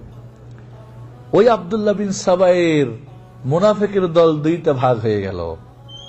ভাগ হলো কারা? মুমিন মুসলমানরা। একটা খারেজি হয়ে গেল, একটা শিয়া হয়ে এখানে থেকে গেল, ঘরের মধ্যে একটা বাইরে, বাইরের একটা দুশমন হয়ে গেল, একটা ভিতরে। কারণ ঘরে বাইরে দুই জায়গায় হলে কি জবাই করতে সুবিধা। আলী রাদিয়াল্লাহু তাআলা আনহুর যারা খারিজি এরা বলল, কেন সবাই কাফের? কাইনিল হুকমু ইল্লা লিল্লাহ, ফয়সালা হবে আল্লাহ দিয়ে, মানুষ দিয়ে কেন ফয়সালা করলো? ওই যে আমর ইবনে আস আর মুসা আশারিকে কেন ফয়সালা করতে দিল? ওমান লাম ইয়াহকুম বিমা আনজালাল্লাহু ফাউলাইকা হুমুল কাফিরুন, যে আল্লাহর ফয়সালা করবে না বিধান দিয়ে সে কাফের, অতএব সবাই এরা কাফের। এক নম্বর ইস্যু। দুই নম্বর ইস্যু কি? কয় কেন আমিরুল মুমিনিন কেটে দিল নামের আগে থেকে? তাহলে কি আমিরুল শয়তান? তাহলে আমিরুল মুমিনিন যখন না, তাহলে কার আমির? আমিরুল শয়তান। আমাদের দেশের পীর সাহেবরা বলেন এক শ্রেণীর, যার পীর নাই তার পীরকে শয়তান বলে না, বলে না। তিন নম্বর ইস্যু করলো যে ওই যে উষ্ট্রির যুদ্ধ হলো, ওইখানের গনিমত মাল তিনি আমিরুল মুমিনিন, কেন গনিমতের মাল নিল না এবং অন্য দলের লোকজনকে কেন বন্দী করলো না? এই তিনটা তাদের ইস্যু করে কাফের ফতোয়া দিয়ে বের হয়ে চলে গেল। আলী রাদিয়াল্লাহু তাআলার সঙ্গে পরামর্শ করেন আব্দুল্লাহ বিন আব্বাস এবং তাদেরকে বুঝালেন যে আমিরুল মুমিনিন যে কেটে দিলেন তাতে আমিরুল শয়তান হয়ে গেল কেমনে তোমরা বুঝলা? আল্লাহর নবী আলাইহিস সালাতু ওয়াস সালাম যখন মক্কার কাফেরদের সঙ্গে হুদাইবিয়ার সন্ধি করতেছিলেন, তখন মক্কার কাফের আল্লাহ নবী বলেন, লেখো মুহাম্মাদুর রাসূলুল্লাহ এবং মক্কার কুরাইশদের মধ্যে চুক্তি। ওরা বলল তোমাকে রাসূল মানি না, মানলে তো ভেজালই নাই, রাসূল কাটো। চুক্তি লিখতেছিল কে? আলী ইবনে আবি তালিব রাদিয়াল্লাহু তাআলা আনহু। বললেন আলী, রাসূলুল্লাহ কেটে দাও, লেখো মুহাম্মদ ইবনে আব্দুল্লাহ আর কুরাইশের মধ্যে চুক্তি। কই না, আমি আমার হাত দিয়ে রাসূলুল্লাহ কাটতে পারবো না। আল্লাহ রাসূল আনপড় মানুষ ছিলেন, লেখাপড়া জানতেন না। বলেন দেখাই দাও কোথায় রাসূলুল্লাহ। বলে এই যে এই জায়গাটা।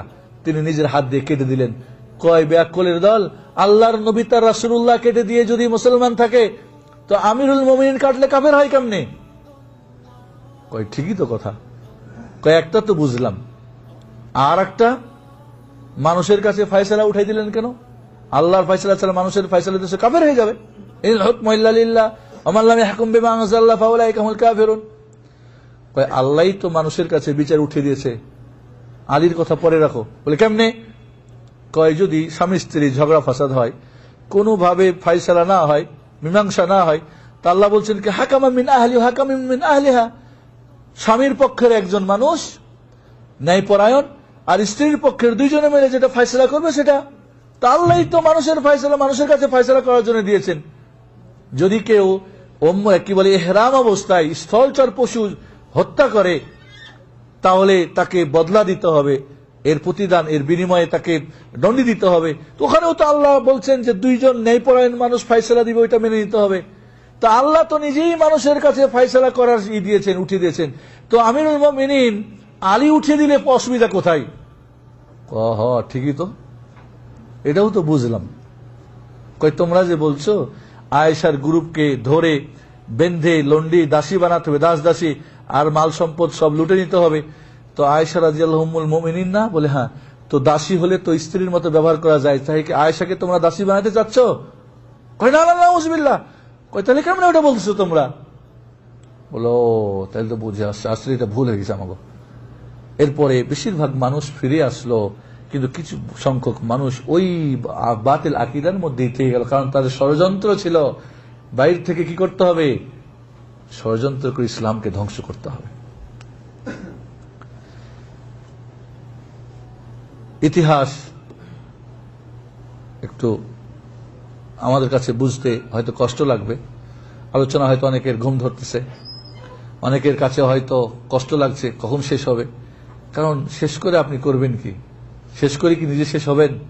কারণ আমাদের কারবালার ঘটনাকে কেন্দ্র করে আমাদের আকীদা ঈমান কোথায় গেছে খবর আছে আমাদের। কুফরি, শিরিক, বিদআত, কুসংস্কার আচ্ছন্ন হয়ে গেছি আমরা, কারণ সঠিক ইতিহাস আমরা জানি না। এই কুচক্রী দলের বানানো ইতিহাস আমাদের দেশে পড়া হয়। কি মাদ্রাসা, কি মক্তব, কি ইউনিভার্সিটি আর কি কলেজ।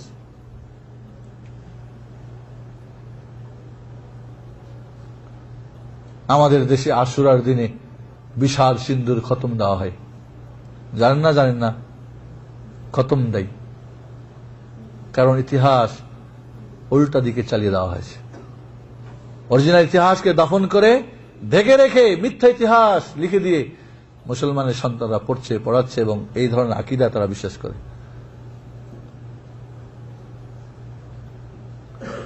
আলী রাদিয়াল্লাহু তাআলা আনহু দীর্ঘ 5 বছর 35 থেকে 40 সাল পর্যন্ত মুআবিয়া রাদিয়াল্লাহু তাআলা আনহুর খুনের বিচার করবেন, পরিস্থিতি কন্ট্রোল নেবেন, সম্ভব না। এই মুনাফিকের দলগুলি কি করে, বাইরে একটা ভিতরে একটা, এটা কথা নিয়ে গিয়ে আবার বাইরে আরেকটা ফাসাদ করে।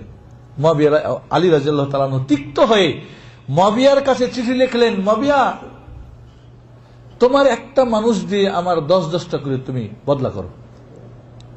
কখন বলে এটা বলেন তো? মুআবিয়া রাদিয়াল্লাহু তাআলা আলী রাদিয়াল্লাহু চিঠি লিখলেন, মুআবিয়া তোমার একটা লোক দিয়ে, কারণ জানে ওইগুলি কি মুনাফিকের বাচ্চা না, ওগুলি শিয়া রাফিজির বাচ্চা না, এগুলি ইহুদি জারু সন্তানের বাচ্চা না, এগুলি উগ্নপূজক হিন্দু খ্রিস্টান না, এগুলি মুশরিক না, ওইগুলি পিওর ওখানে আছে। একটা ইস্যুকে কেন্দ্র করে হয়তো কি তারা দ্বিমত পোষণ করছে, কিন্তু আলীর রাদিয়াল্লাহু তাআলাকে অন্য দিক থেকে তারা সমর্থন করে। শেষ পর্যন্ত এই শিয়া এবং খারিজিরা যৌথ একটা পরিকল্পনা নিল, 3 জনকে দুনিয়া থেকে বিদায় করতে হবে, মুআবিয়াকে, আলীকে আর আমর ইবনে আসকে। 3 জন লোক নিয়োগ করলো। আলী রাদিয়াল্লাহু তাআলা আনহুর হত্যায় তারা সাকসেসফুল অপারেশন করলো। আব্দুর রহমান বিন মুলজিম, এও মাজুসি, অগ্নিপূজক, ওই ইহুদিদেরই জন্মদাতা এরা। আর মুআবিয়া রাদিয়াল্লাহু তাআলা অসুস্থ ছিলেন, সম্ভবত ওই জন্য বাড়ি থেকে বের হন নাই সেদিন ফজরে।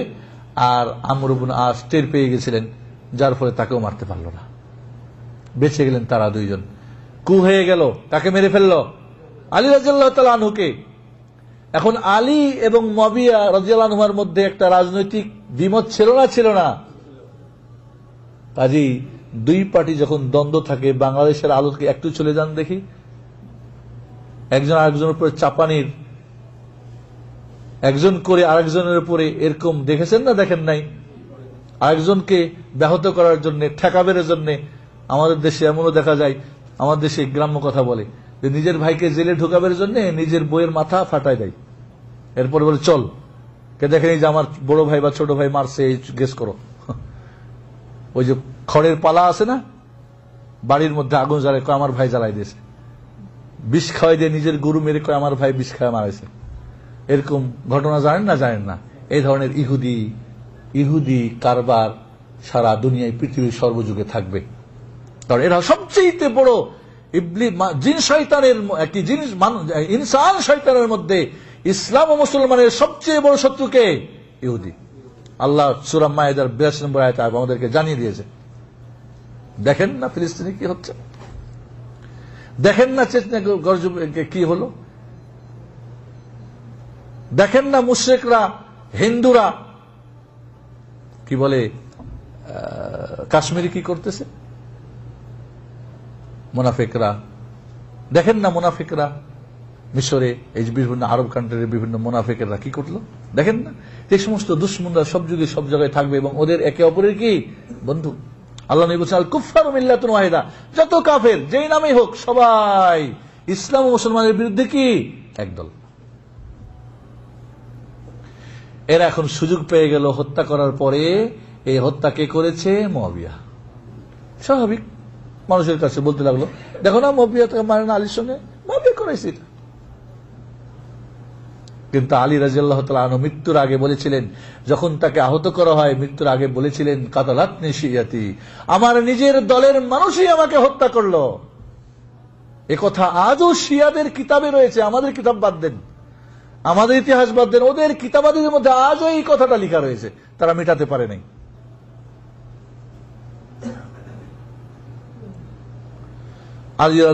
আলী রাদিয়াল্লাহু তাআলা আনহু 5 বছরে উসমানের হত্যার বিচার করতে পারলেন না। 40 সালে তিনিও শহীদ হয়ে গেলেন। এরপরে খলিফা নির্বাচন করা হলো তার বড় ছেলে হাসান রাদিয়াল্লাহু তাআলা আনহুকে।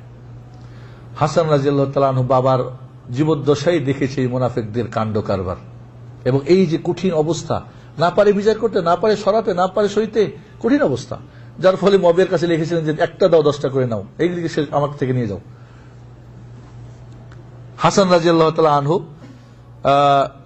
17 রমজান থেকে 25 রবিউল আউয়াল পর্যন্ত 41 হিজরির তিনি মোটামুটি 6 মাস রাজ্য খেলাফত চালালেন। দেখলেন অবস্থা খুব কঠিন, সম্ভব নাই সমস্ত মুনাফিককে, বাবাই পারে না, আমি কিভাবে করব।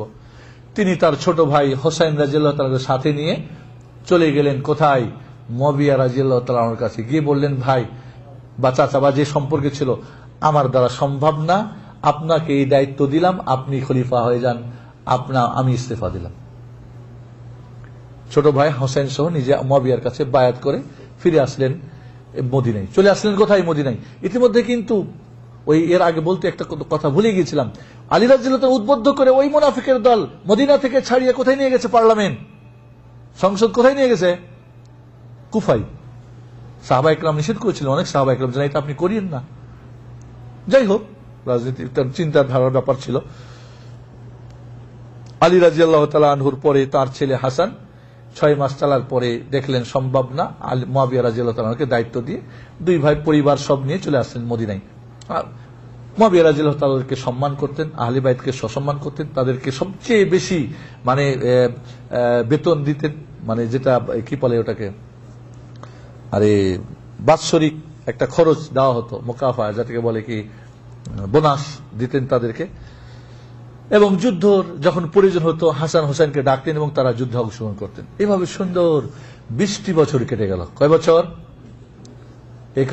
41 থেকে নিয়ে 60 পর্যন্ত মুয়াবিয়া রাদিয়াল্লাহু তাআলা আনহু কঠিন যোগ্যতার সঙ্গে শাসন করলেন, এবং ইসলামের ইতিহাসে এত যোগ্যতার সঙ্গে এত দীর্ঘ সময় না আগে না পরে কেউ এরকম সুন্দর রাষ্ট্র পরিচালনা করছেন। এবং তিনি ভালো করে জানতেন যে ওই মুনাফিকের দলগুলিকে কিভাবে দাবায় রাখতে হবে। আবার ওই সমস্ত চক্র মক্রগুলি, ওই 5 দল, আবার এরা কি করলো, ভিতরে ভিতরে কাজ শুরু করলো, প্রকাশ করতে বড় কঠিন, এরা আর পারে না। হাসান রাদিয়াল্লাহু তাআলা চলে আসলেন কোথায়, হোসাইন, মদিনায়। আর একটা যে কু করবে, কারণ দূরে হয়ে গেছে, অনেক কঠিন। শেষ পর্যন্ত 50 সালে 50 হিজরিতে হাসানকে বিষ পান করিয়ে ওরা হত্যা করলো। এই দলটাই যারা হত্যা করলো ওসমানকে, যারা হত্যা করলো আলীকে, যারা হত্যা করলো হাসানকে, চাপাই দিল কে, মুয়াবিয়ার উপরে। কয়েরা ওর বাপার সঙ্গে একটা ছিল, দ্বন্দ্ব ছিল ওই মাসে। সাধারণ পাবলিক বুঝতে সমস্যার কোথায়। এবং হাসান রাদিয়াল্লাহু তাআলা সম্পর্কে বিভিন্ন ধরনের বর্ণনা রয়েছে। কেউ বলছে যে মুয়াবিয়া বিষ পান করেছিলেন, কেউ বললেন ইয়াজিদ তার বউকে বিয়ে করার জন্য, জাদা বিন আসআস কে, তারপরে কেউ বলেছে যে না তার কাজের লোকেরা, ইত্যাদি ইত্যাদি। কিন্তু হাসান রাদিয়াল্লাহু তাআলা মৃত্যুর পরে হোসাইন 10 বছর বেঁচেছিলেন, 11 বছর বেঁচেছিলেন। কই কাউকে তো বলে নাই যে উমুকে আমার ভাইকে মারেছে, তার খুনের দাবি চাই, বলেনি। কারণ কে বাকর, যদি জানাশোনা হতো তাহলে তার কেসাস হতো না, দাবি করতেন না তার পরিবারের কেউ দাবি করেন নাই। এর মানে অজানা, আর অজানা কাউকে তোহমত দেওয়া কি জায়েজ নেই, সাক্ষী ছাড়া জায়েজ নেই। তাহলে হাসান রাদিয়াল্লাহু তাআলাকে তারা হত্যা করে চাপিয়ে দিল মুয়াবিয়ার উপরে। শেষ পর্যন্ত 60 হিজরিতে মুয়াবিয়া রাদিয়াল্লাহু তাআলা আনহু এবার দেখলেন তার শেষ সময়, তিনি এবার দেখলেন যে তার পরবর্তী কাকে এই রাজ্য পরিচালনার দায়িত্ব দেওয়া যাবে। তিনি পরামর্শ সভা বসিয়ে তারা সিদ্ধান্ত দিলেন যে ইয়াজিদ বিন মুয়াবিয়ার ছেলে ইয়াজিদকে এই দায়িত্ব দেওয়া সবচেয়ে উপযুক্ত,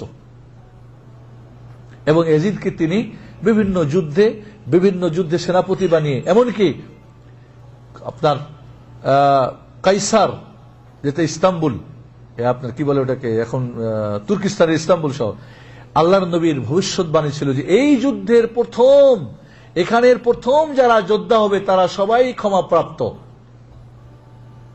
এবং এই যুদ্ধের সেনাপতিকে ছিলেন ইয়াজিদ বিন মুআবিয়া। আর এর সবচেয়ে বীর সৈনিক ছিলেন কে? মুজাহিদ হোসেন রাদিয়াল্লাহু তাআলা আনহু। আচ্ছা, হোসেন আর ইয়াজিদ, এই মুআবিয়া তার এদের কোন দ্বন্দ্ব থাকলে কি তার আন্ডারে যুদ্ধ করতে যেতেন? অসম্ভব, অসম্ভব। হাসান তার জীবনকালে সবসময় যুদ্ধে অংশগ্রহণ করেছেন, যখনই মুআবিয়া ডেকেছেন তখনই যুদ্ধে অংশগ্রহণ করেছেন, হোসেন করেছেন।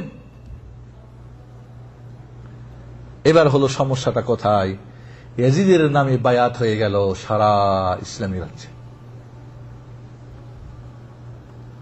মদিনায় আব্দুল্লাহ বিন জুবাইর রাদিয়াল্লাহু আনহু আর হোসেন রাদিয়াল্লাহু তাআলা আনহু বায়াত করলেন না। তাদেরকে বলা হলো বায়াত করেন, আমরা একটু চিন্তা ভাবনা করে দেখি। এর মধ্যে ওই মুনাফিকের দল কোথায়? কুফা থেকে হোসেনের কাছে চিঠি লেখে। কেউ বলেছেন 500 চিঠি, কেউ বলেছে 1400, কেউ বলেছে 2200 চিঠি লেখে যে আমরা ইয়াজিদেরকে বায়াত মানি না, আমরা আপনাকে বায়াত করব, আপনাকে চাই। এইভাবে হোসেনের কাছে যারা চিঠির পর চিঠি, চিঠির পর চিঠি। হোসেন রাদিয়াল্লাহু তাআলা ধোঁকায় পড়ে গেলেন। আরে এত চিঠি, এবং তিনি নিজেকে ইয়াজিদের চাইতে বেশি যোগ্য মনে করলেন। স্বাভাবিক, তিনি যোগ্য, আহলে বাইতের মানুষ। কিন্তু একটা কথা মনে রাখতে হবে, যেখানে একজন আমিরের বায়াত হয়ে গেছে সেখানে আরেকজন বায়াত করা কি বা আরেকজন দাঁড়ানো জায়েজ নাই শরীয়তে মুহাম্মদীতে, জায়েজ নেই। কারণ ঐক্য হয়ে গেছে এক জায়গায়, টুটাফাটা কিছু লোকজন থাকবে না, সেটা স্বাভাবিক।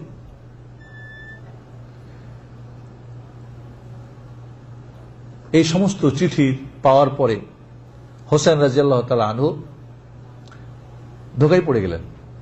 তার চাচাতো ভাই মুসলিম বিন আকিল, খেয়াল করেন, মুসলিম বিন আকিলকে বললেন যাও কুফাতে গিয়ে দেখো পরিস্থিতি কি। উনি গিয়ে দেখলেন অনেক তাকে স্বাগতম শুভেচ্ছা জানিয়ে একদিনে 20,000 লোক বায়াত করে নিল, সব মুনাফিকের দল, সব এই জালো সন্তানদের গ্রুপ, মুনাফিকের গ্রুপ। এরা চাচ্ছে এখন আর একটা কি কলহ করার জন্য। মুসলিম বিন আকিল যখন কুফায় গেলেন, ইয়াজিদ তখন সে কি দায়িত্ব তার হাতে, তিনি ওইখান থেকে নোমান বিন বাশির ছিলেন কি বলে আপনার কুফার আমির, গভর্নর, তাকে অপারেশন করে বাসরার গভর্নর ছিল ওবায়দুল্লাহ বিন জিয়াদ। খেয়াল করেন কে, এবার আমরা কারবালায় পৌঁছতেছি। ওবায়দুল্লাহ বিন জিয়াদ, এই ওবায়দুল্লাহ বিন জিয়াদ এই শিয়া আলী রাদিয়াল্লাহু আনহু গ্রুপের মানুষ।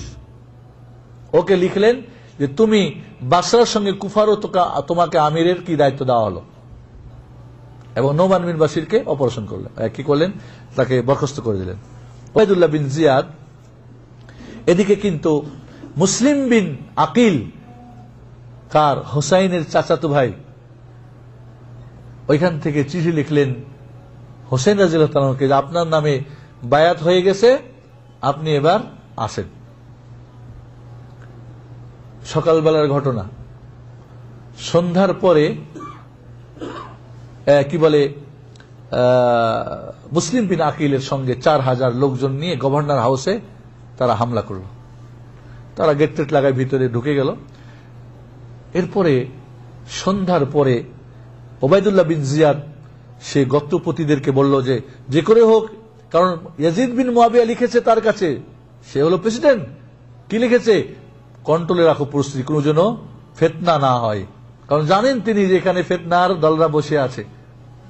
ওবায়দুল্লাহ বিন জিয়াদ, আল্লাহ ভালো জানেন তার অন্তরের কথা, সেই গ্রুপের, কারণ শিয়া গ্রুপেরই লোক, সে লোকজন দিয়ে বিভিন্নভাবে মুসলিম বিন আকিলের পাশ থেকে মানুষকে সরাতে লাগলো, টাকার বিনিময়ে বিভিন্ন চাপের মুখে। সন্ধ্যার পরে মুসলিম বিন আকিল হোসাইনের চাচাতো ভাই দেখে তার সাথে একটাও লোক নেই, সব মুনাফিকরা ভাগছে। বিপাকে পড়লেন, কোথাও রাস্তাঘাট চিনেন না, হানি বিন আব্দুল্লাহ কি জন্য তার ঘরে গিয়ে একটু পানি খেলেন, এরপরে যা হোক তাকে খোঁজ করে ওবায়দুল্লাহ বিন জিয়াদ ধরে নিয়ে আসলেন। ধরে নিয়ে এসে এদিকে মুসলিম বিন আকিল তাকে হত্যার আগে আবার চিঠি লিখলেন যে খবরদার হোসাইন, তুমি ইরাকের দিকে পা দিবে না, এরা বড় চক্রান্ত করেছে, তোমাকে হত্যার ষড়যন্ত্র করেছে এবং এরা খেয়ানত করেছে, খবরদার। এই পত্র বাহককে যখন তিনি পাঠান রাস্তার মধ্যে, এই শিয়ার দলরা এই পত্র বাহককে ধরে জবাই করে দেয়। আগের পত্র তিনি পেয়ে গেলেন যে আসেন, পরের পত্রটা আর কি পাইলেন না। তারবিয়া, ইয়ামুত তারবিয়া, জিলহজ মাসের 8 তারিখ সবাই হজে গেছেন। মদিনা থেকে হোসেন রাদিয়াল্লাহু তার ছেলে মেয়ে পরিবার সব নিয়ে এবার কুফার দিকে বাইর হলেন। সাহাবা ইকরাম রাদিয়াল্লাহু তাআলা আনহুম, বিশেষ করে আব্দুল্লাহ বিন ওমর, আব্দুল্লাহ বিন আব্বাস, আব্দুল্লাহ বিন আমর ইবনে আস, আবু সাইদ খুদরি, আব্দুল্লাহ বিন জুবাইর, তার বিমাত্রীয় ভাই মোহাম্মদ বিন হানাফিয়া, এরা সবাই বলল না আপনি যাবেন না। তার বিমাত্রীয় ভাই মানে হানফিয়া, আল হানফিয়া একজন মেয়েকে বিয়ে করেছিলেন পরে ওসমান আলী রাদিয়াল্লাহু তাআলা, তার ঘরের সন্তান ছিল মোহাম্মদ। বলেন ভাই আপনি যাবেন কোথায়? আমাদের বাবা আলীকে, আমাদের ভাই হাসানকে যারা হত্যা করেছে এই মুনাফিকদের কাছে আপনি যাবেন? এই যে কথাটা বলতেছি শিয়াদের কিতাবে আজও লেখা রয়েছে। তাহলে সত্যতার মধ্যে কি কোন সন্দেহ থাকতে পারে আমাদের? তাদের যে বিশ্বস্ত কিতাব তার মধ্যে আজও এই কথাটা লেখা আছে মোহাম্মদ বিন হানফিয়ার, যে কাদের কাছে যাচ্ছ তুমি ভাই, বা আপনি যাচ্ছেন কার কাছে? যারা আমাদের বাবাকে, আমাদের বড় ভাইকে হত্যা করেছে। এবং হাসানকে যখন হত্যা করা হয় তিনিও বলেছিলেন যে আমার গ্রুপের লোকে আমাকে হত্যা করছে। এই কথাটাও তাদের বইয়ে আজও লেখা রয়েছে। তারপর ইতিহাসকে অন্যদিকে চালিয়ে দেওয়া হয়েছে। খেয়াল করেন, যদি আপনাদের কষ্ট হচ্ছে আমি শেষ করে দিব অল্পক্ষণের মধ্যে, যে বিষয়টা বুঝতে হলে আমাদেরকে দেখেন ইতিহাসটা কিভাবে। যাই হোক, মুসলিম বিন আকিলকে হত্যা করা হলো তারবিয়ার দিন 8ই জিলহজ। আব্দুল্লাহ বিন ওমর জানতে পেরে 3 দিন ঘোড়া দৌড়ি নিয়ে গিয়ে দাঁড়ালেন হোসেনের সামনে। কই যাও ভাই? কয় আমি এই দেখো চিঠি। কয় এরা জানেন না আপনার বাবাকে হত্যা করেছে, আপনার ভাইকে হত্যা করেছে, এরা মুনাফিকের দল, জানেন না এরা ওসমানকে হত্যা করেছে? আপনি কোথায় যাচ্ছেন? আর আপনি যদি যাবেন ছেলে মেয়ে রেখে যান, আপনি একাই যান। মানে না, কয় আপনারা আহলে বাইতের মানুষ, রাসূলকে আল্লাহ রাব্বুল আলামিন দুনিয়ায় থাকা এবং আখিরাতে চলে যাওয়ার অধিকার দিয়েছিলেন ইখতিয়ার করার জন্য। তিনি আখিরাতকে ইখতিয়ার করেছিলেন, আপনাদেরকে আমরা বুঝাতে পারবো না, আপনারা আখিরাতের মানুষ। এবং তাকে মৃত্যুর শোক সংবাদ দিয়ে মানে দোয়া দিয়ে বলেন যান। তাহলে সাহাবায়ে কেরাম মদিনার এবং ইতিহাসগুলি, ইসলামের তারিখ ইতিহাসের বইয়ে স্বর্ণাক্ষরে লেখা রয়েছে, এরা কি বুঝেন নাই? আমাদের হিস্ট্রি মিট্রি আর আমাদের বাংলাদেশের কিছু লোকজন আর হুজুরদের গল্প শুনে আর ওই বিশাল সিন্ধুর ইতিহাস আমরা জানি। পড়েন সিয়ারামুন নবলা, পড়েন বিদায় নেহা, পড়েন তারিখুল ইসলাম, পড়েন বিদায়। ইসলাম ইতিহাসের বই আজও অক্ষত আমাদের কাছে রয়েছে, আমরা পড়তে জানি না, আমরা আরবি জানি না, আমরা কোথায় বাংলা, কোথায় হিন্দি, কোথায় এইসব উর্দু পড়ে মুফতি সাহেব বসে আছি। এবং ইরানের যখন বিপ্লব হলো, এই খোমাইনি পৃথিবীর সবচেয়ে বড় শয়তান, তাকে মারহাবা, তাকে থ্যাংক ইউ জানাবের জন্য আমাদের ভারত উপমহাদেশের এ ক্লাসের বড় বড় হুজুররা চলে গেল। কেন? ইতিহাস কোথায়? শিক্ষা দীক্ষা কোথায়? বড় বড় পণ্ডিত গবেষণা কোথায় আপনাদের? বিশাল সিন্ধুর মুসলমান, বড় মুফতি, বড় চিন্তাবিদ, সারা পৃথিবীতে দিন কায়েম করে দিবে। সাহাবাদের বিরুদ্ধে যারা বই লেখে।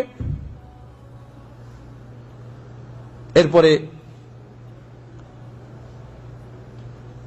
হোসেন রাদিয়াল্লাহু তাআলা আনহু বের হয়ে গেলেন, যাচ্ছেন। এদিকে ওবায়দুল্লাহ ইবনে জিয়াদ হুর ইবনে ইয়াজিদ আত-তামিমির নেতৃত্বে 1000 সৈন্য দিয়ে কাদেসিয়াতে যখন গিয়ে পৌঁছছেন, তিনি ওখানে গিয়ে বললেন, ওনাকে বড় বাধা দাও যে না আপনি আসবেন না, কারণ এখানে ফিতনা হচ্ছে। এই ফিতনা আপনি, কারণ ইয়াজিদ লিখেছে খবর, তার ফিতনা যেন না হয়, কন্ট্রোল করবে তুমি। আর এটা ফিতনা হবে, কোন নিঃসন্দেহে ফিতনা হবে। এবং তাদেরকে তো ভালো করেই চিনি। ওবায়দুল্লাহ বিন জিয়াদ হুর ইবনে ইয়াজিদ তামিমিকে যখন পাঠালো, উনি গিয়ে বুঝালেন যে দেখেন আপনি আহলে বাইতের মানুষ, সম্মানী মানুষ, এই আপনি ফিতনার মধ্যে আপনি যাবেন না, এই আমরা জানি এরা কেমন। তিনি বললেন যে, তখন পরামর্শ করলেন আহলে বাইতের সঙ্গে, তাহলে আমরা ফিরে যাই মদিনায়। ওই যে মুসলিম বিন আকিলকে হত্যা করছে ওখানে, এর ছেলেমেয়েরা বলল না না, আমার বাবার হত্যার বদলে আমরা হত্যা চাই না, আমরা ফিরে যাব না, আমরা জিহাদ করব। আলী রাদিয়াল্লাহু হোসেন রাদিয়াল্লাহু তাআলা বিপাকে পড়লেন এবং তাদের মতে মত দিয়ে বলেন ঠিক আছে আগাতে থাকো। এরপরে যেতে যেতে গিয়ে পৌঁছলেন কোথায়? কারবালা। এবার বুঝেন, কারবালায় পৌঁছলেন। কারবালায় গিয়ে পৌঁছলেন, জিজ্ঞেস করলেন এই জায়গাটার নাম কি? বললেন কারবালা। কারাব ওয়া বালা, কারাব মানে বিপদ আর বালা মানে পরীক্ষা। হোসেন রাদিয়াল্লাহু তাআলা আনহু এবার ওবায়দুল্লাহ বিন জিয়াদ ওমর ইবনে সাদের নেতৃত্বে আরো 4000 সৈন্য পাঠিয়ে দিল। এরা গিয়ে বুঝাবার চেষ্টা করলেন হোসেন রাদিয়াল্লাহু তাআলা আনহুকে যে আপনি ফিরে যান, কই না। শেষ পর্যন্ত ওবায়দুল্লাহ বিন জিয়াদের কাছে, ওমর ইবনে সাদের কাছে, হুর ইবনে ইয়াজিদের কাছে 3টা প্রস্তাব রাখলেন কে? হোসেন রাদিয়াল্লাহু তাআলা। খেয়াল করেন 3টা প্রস্তাব। আমাকে তোমরা মদিনায় ফেরত যেতে দাও, আর না হয় ইয়াজিদের কাছে আমাকে যেতে দাও। ইয়াজিদ কোথায়? শামে, সিরিয়া, অথবা যে কোনো জায়গায় যুদ্ধ, ইয়াজিদের নেতৃত্বে যুদ্ধ চলতেছে এখন, আমি বীর সৈনিকের সন্তান, বীর সৈনিক, ছেড়ে দাও, আমি যুদ্ধ করি। ওবায়দুল্লাহ হুর ইবনে ইয়াজিদ বলল ঠিক আছে, এই প্রস্তাব আমরা ওবায়দুল্লাহ বিন জিয়াদের কাছে দিই, সে যেহেতু গভর্নর, আর আপনি এই প্রস্তাব ইয়াজিদের কাছে পাঠান। হোসেন রাদিয়াল্লাহু তাআলা ইয়াজিদের কাছে এই প্রস্তাব পাঠালেন না। ওবায়দুল্লাহ বিন জিয়াদ বলল ঠিক আছে, যেটা উনি করতে চান সেটা ওকে, অসুবিধা নাই। এইখানে মুশকিল সিম্মার ইবনে যিল জাওশান, খেয়াল করেন সিম্মার ইবনে যিল জাওশান, এও কিন্তু ওই শেয়ার গ্রুপের মানুষ, ইতিহাস সাক্ষ্য। এ বললো এটা কেমন কথা, না আপনি এখন গভর্নর, আপনার মতে তাকে আসতে হবে, না হলে তাকে যুদ্ধ করতে হবে, এ কথা বলেন। ওবায়দুল্লাহ বিন জিয়াদ বলল ঠিক আছে তাহলে তুমি যাও। তার আগে কিন্তু তার 2জন সেনাপতি পাঠিয়েছে, বলল ঠিক আছে তুমি গিয়ে বলো। সিম্মার বিন যিল জাওশানকে বলল না, হবে না, যুদ্ধ করতে হবে, আর না হয় ওবায়দুল্লাহ জিয়াদকে মানতে হবে, তার সে যেটা ফয়সালা দিবে সেটা মানতে হবে। হোসেন রাদিয়াল্লাহু তাআলা আনহু বললেন না, ওবায়দুল্লাহ বিন জিয়াদের আমি মতে কখনোই না, আমার 3টা প্রস্তাবের যে কোনো একটা দিলে মানে, কিন্তু ওর কাছে আমি যেতে রাজি না। বলে তাহলে যুদ্ধের জন্য প্রস্তুত হন। বলে আমাকে একটা রাত দাও। রাত্রে সারা রাত কোরআন পড়লেন, নামাজ পড়লেন, ইবাদত করলেন, কান্নাকাটি করলেন, তওবা ইস্তেগফার করলেন। সকালবেলা এরা বলল হ্যাঁ কি করবেন বলেন। ওবায়দুল্লাহ বিন জিয়াদের কথা মানতে হবে, যা হুকুম দিবে এখন আগের, অথবা আপনাকে যুদ্ধ করতে হবে। শেষ পর্যন্ত তিনি যুদ্ধকে বেছে নিলেন। যুদ্ধ শুরু হলো। এদিকে 5000 সৈনিক সশস্ত্র, আর আহলে বাইতের মেয়ে ছেলে বাচ্চা কাচ্চা, এরা কি যুদ্ধ হবে? যতই বড় বাহাদুর হোক, বেশি যদি হয় তাহলে সম্ভব কি তার সঙ্গে যুদ্ধ করা? শেষ পর্যন্ত একে একে আহলে বাইতের সব মরতে থাকলো, শহীদ হতে থাকলো। শেষ পর্যন্ত এই সিম্মার বিন যিল জাওশান আর বলে আর কত অপেক্ষা করবা, কারণ সবাই রাসূলের নাতি হোসাইনের উপরে অস্ত্র ধরতে কেউ রাজি না। সিম্মার বিন যিল জাওশান ওই শিয়া গ্রুপের মানুষ বলে আরে আর কত সবুর করবো, মারো।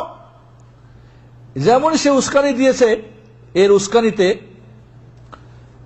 খাওলা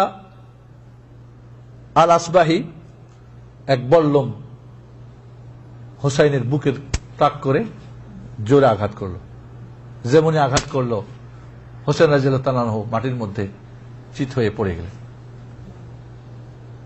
এরপরে সিনান বিন আনাস আন-নাখাই এই মালাউন গিয়ে তার বুকের উপরে বসে তার মাথা কেটে দ্বিখণ্ডিত করে দিল।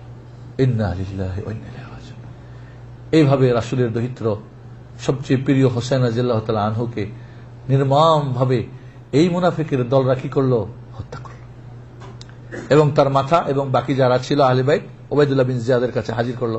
ওবায়দুল্লাহ বিন জিয়াদ তার মুখের মধ্যে, তার হাতে একটা লাঠি ছিল, গোতা মারতেছিল, আঘাত করতেছিল। আনাস বিন মালিক বলল এই তুমি করো কি? এই মুখে আমি কতবার রাসূলকে দেখেছি চুমা দেওয়ার জন্য, আর তুমি এখানে আঘাত করছো।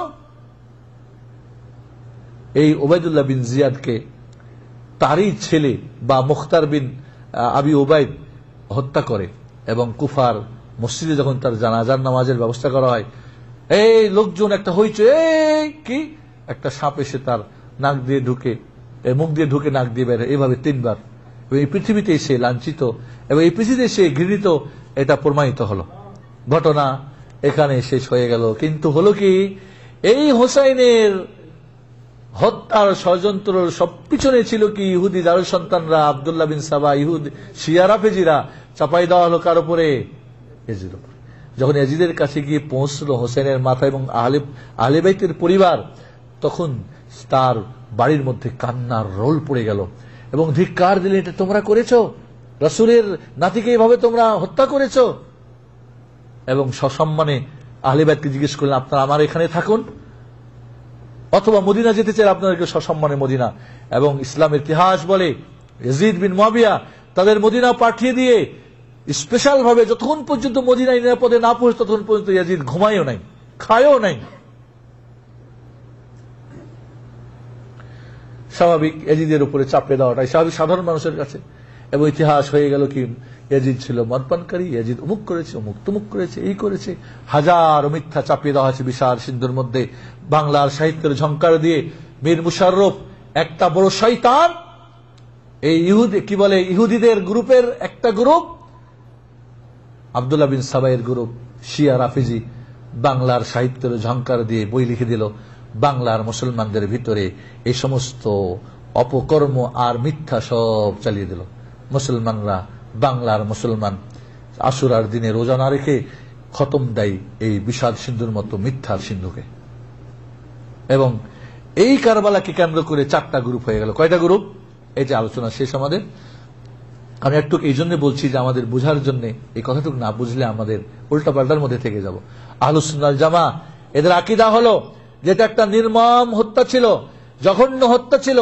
যারা হত্যাকারী নিঃসন্দেহে তারা আল্লাহর কাছে জঘন্য, এবং যারা সমর্থন করেছিল তারা জঘন্য, এবং মুসলমানদের জন্য এটা বিশাল বড় বিপদ। আর বিপদ আসলে মুসলমান কি বলবে? ইন্না লিল্লাহি ওয়া ইন্না ইলাইহি রাজিউন।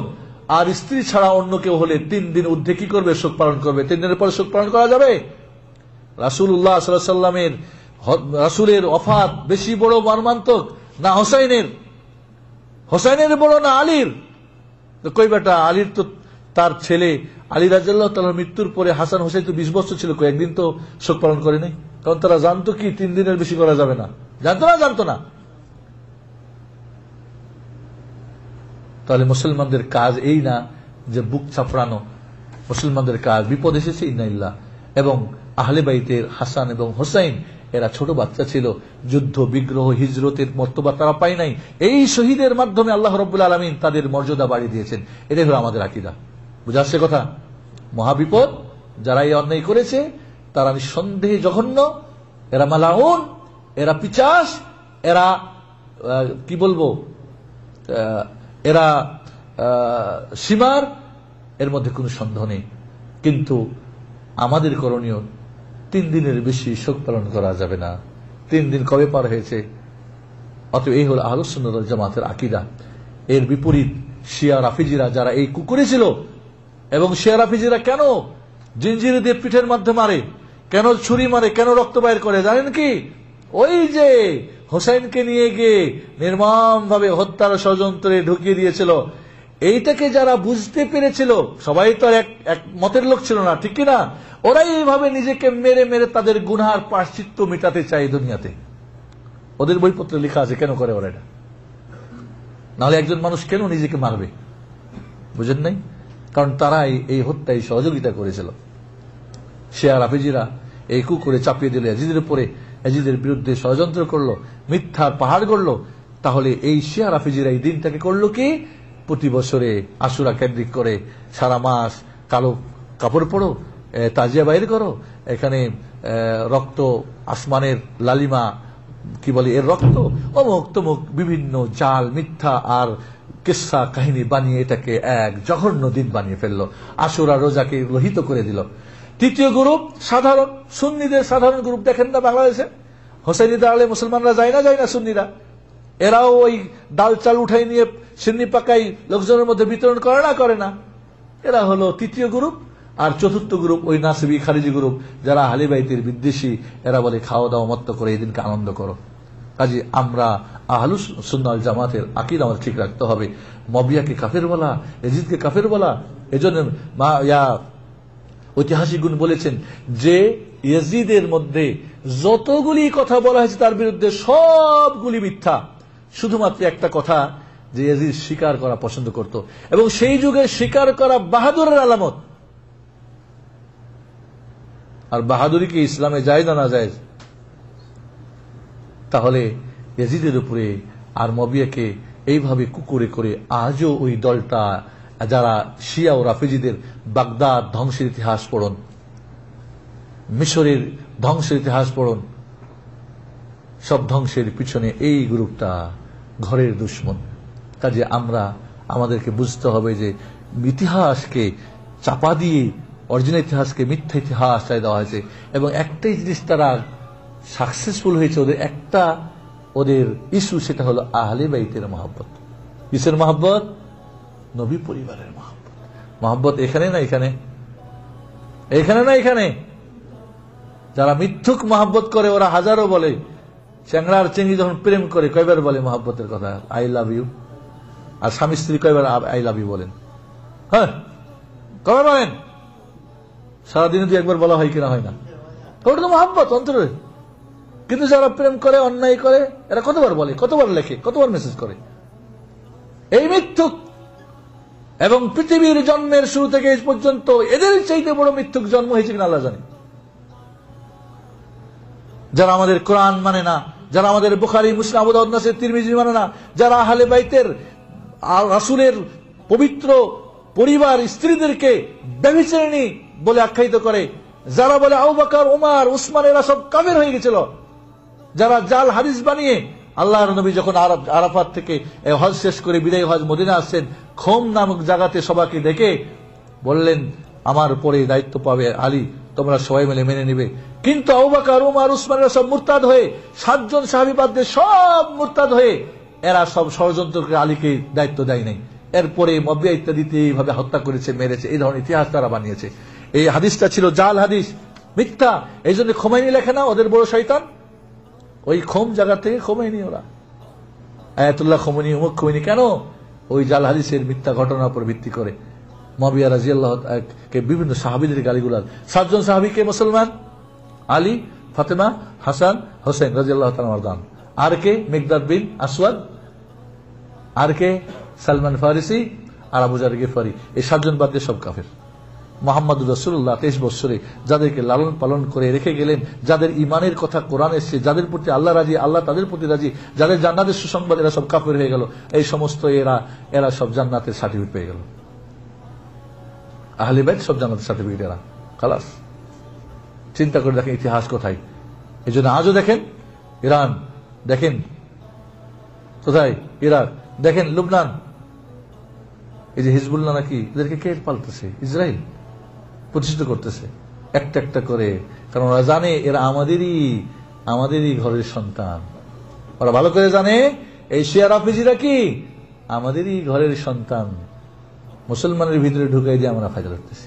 আল্লাহ রাব্বুল আলামিন আমাদেরকে এই ষড়যন্ত্র থেকে যেন বাঁচাই, এবং মিথ্যা ইতিহাসকে জানার জন্য আমরা যেন সত্যটাকে জেনে মিথ্যাটাকে ঢাকার চেষ্টা করি। মিথ্যা দিয়ে সত্য ঢেকে আমাদের নিজেদের মধ্যে বাতিল আকীদা যেন আমরা সৃষ্টি না করি।